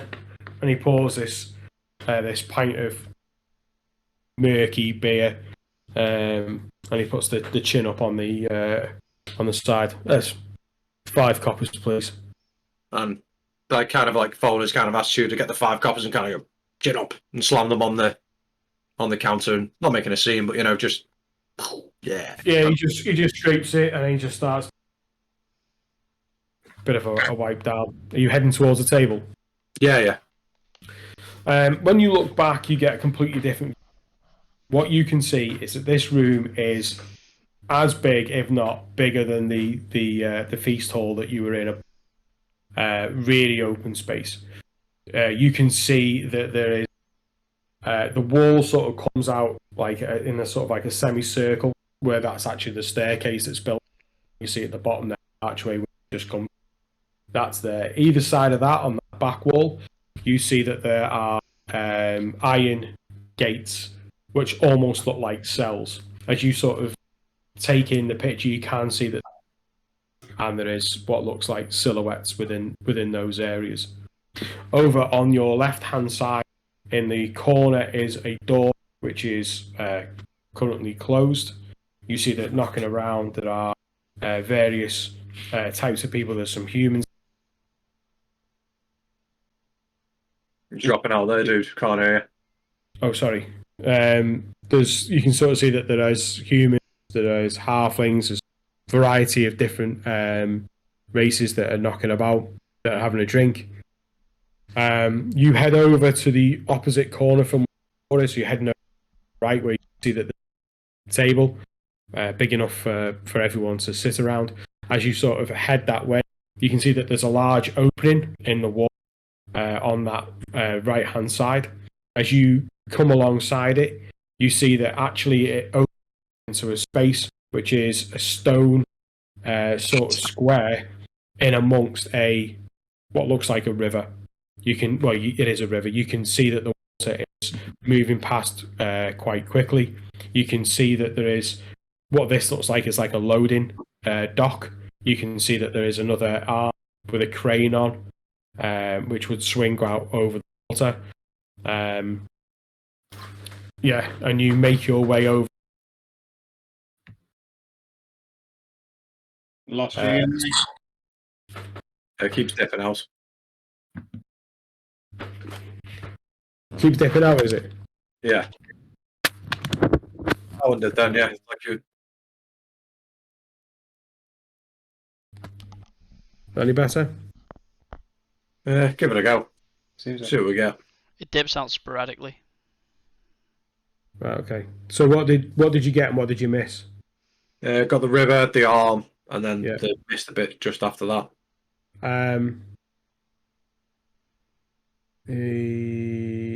You take a seat right where like the cells, sort of where the cells are and where that sort of entrance is, and you sort of set your pint down.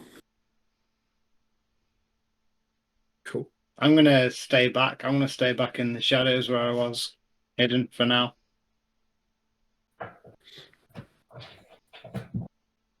Okay. What's the rest of you doing? Yeah, just go up to the bar and notice that the barman's obviously a dwarf, even if skins say, give him a friendly nod, just say, "Good evening." Evening. How are you, sir? Chin up. Chin up, indeed.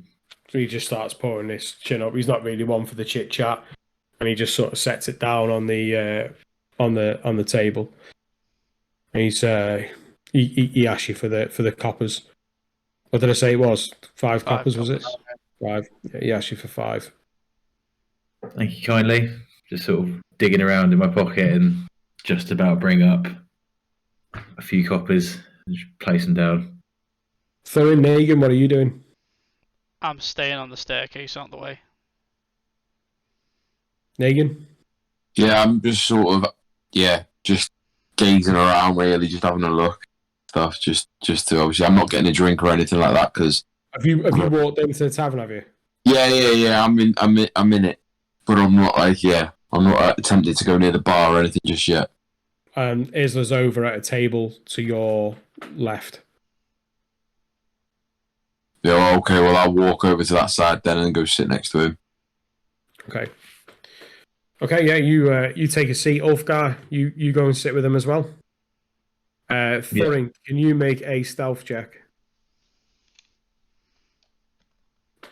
Natural 20. Okay. Yeah, both you and Tavis, sort of one each side of the archway with your backs against the wall, just sort of scanning and having a look round. Just swapping the battery on my headset.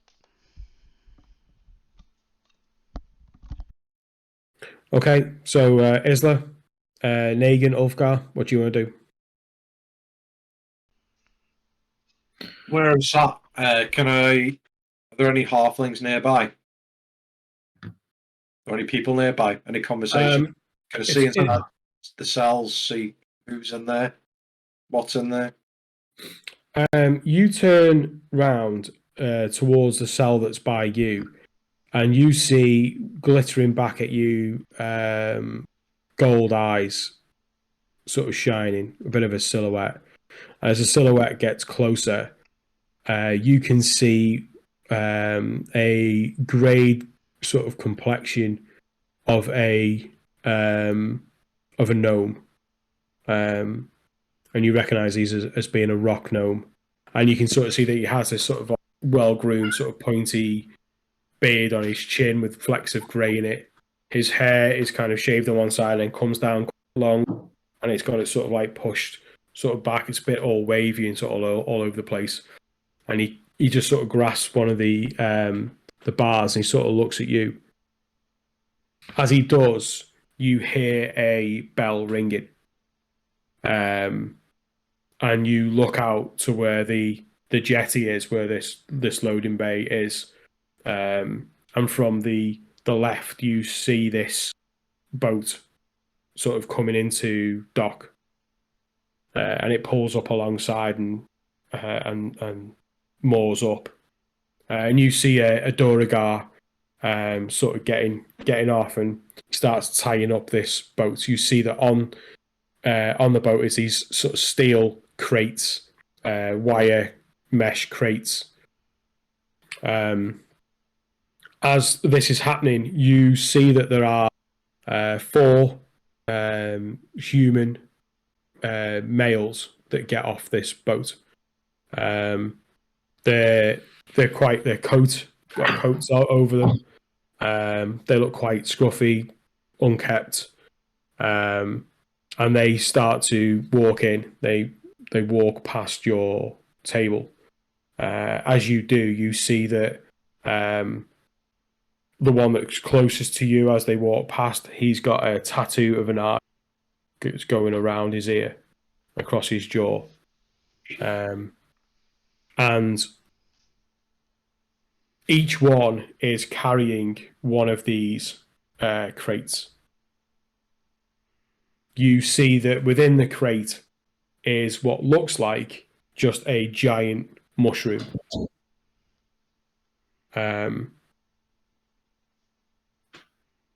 As they're carrying these crates, you see that the mushroom is actually moving. That it actually has what looks like legs, like it is bipedal.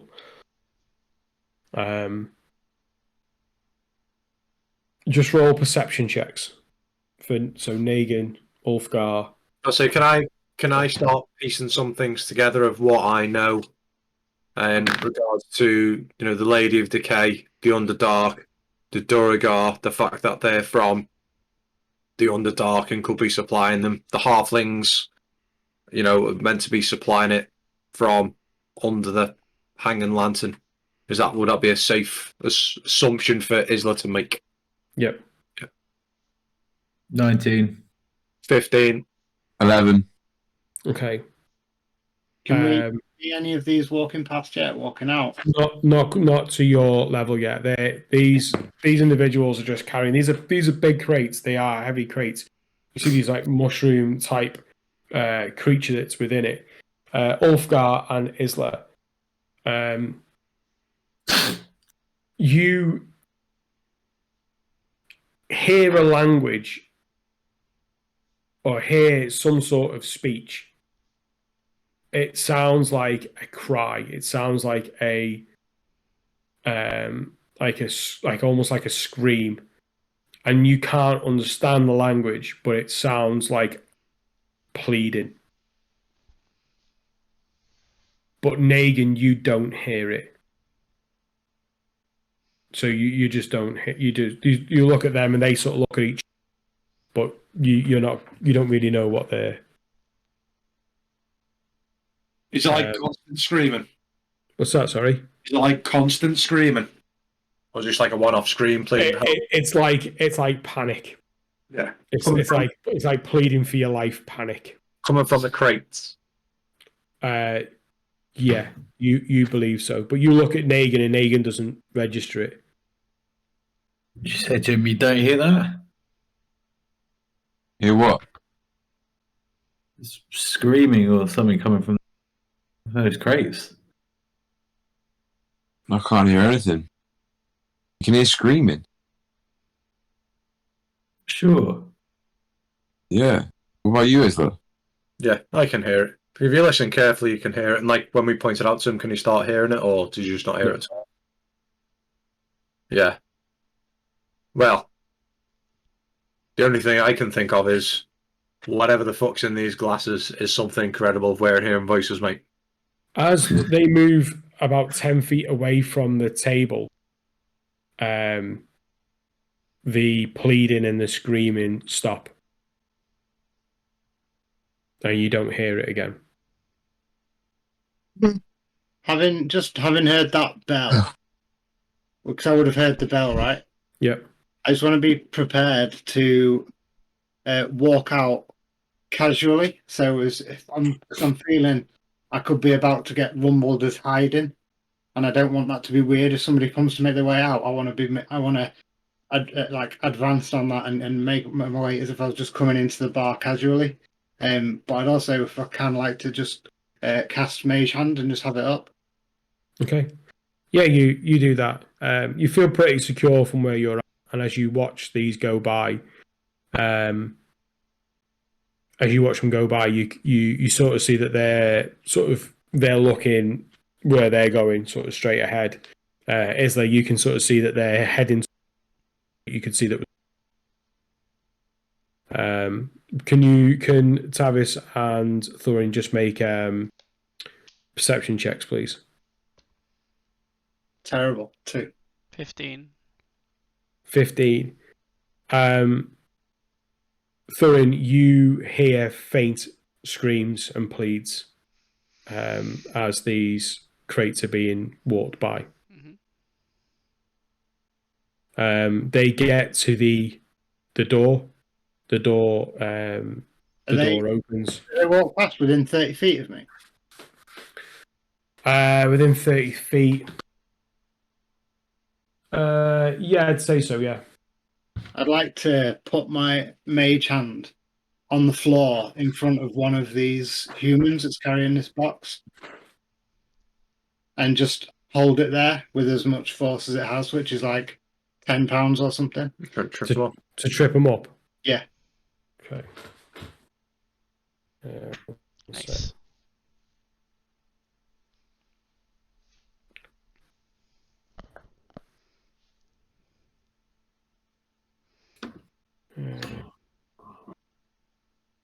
Okay. Okay. Yeah, they one of them trips, and he lands. The crate goes scattering ahead. Thorin, the sound that you hear in this point, the others sort of look down at him, and he quickly gets up and looks at the and then picks the crate up again and gives it a shake, and then he follows in line with the rest of them as they head towards the door. The one at the front, he sort of kicks the door open. They all go inside, and the door closes behind. The door guard that you've seen on the boat, having tied the boat up, he then moves off towards the bar, and he shouts out, "Kilvar, I'll have another one of those beers." And he sort of like seems sort of stretching and just sort of, twisting his back a little bit as he's making it. The guys that are at the table then just make one perception check for me, please. Did I understand the language that was screaming? What languages do you know? Common, Elvish, and Ignan? No. 18. 21. Oh, 21. Okay. Isla, you're sat there. You can feel the eyes behind you that are at the bars. You can feel them just sort of looking at you as a group, and you sort of trying to stay sort of incognito, if you like, and just looking at what's going on, but not trying to make eye contact. You're just twisting your glass on the table. As you move your glass, there's these tables. But as you move the glass away, you can sort of see that there's been a bit of an engraving. Someone's scratched words into the surface of the table, and you sort of brush it and gaze at it, still trying to glance around what has been written. and you see the words "Demon in the Deep." The end is coming. Mm, And that's where we'll leave it for tonight. nice. You see that? Oh, it gave me like a tingle down my spine, the end of that.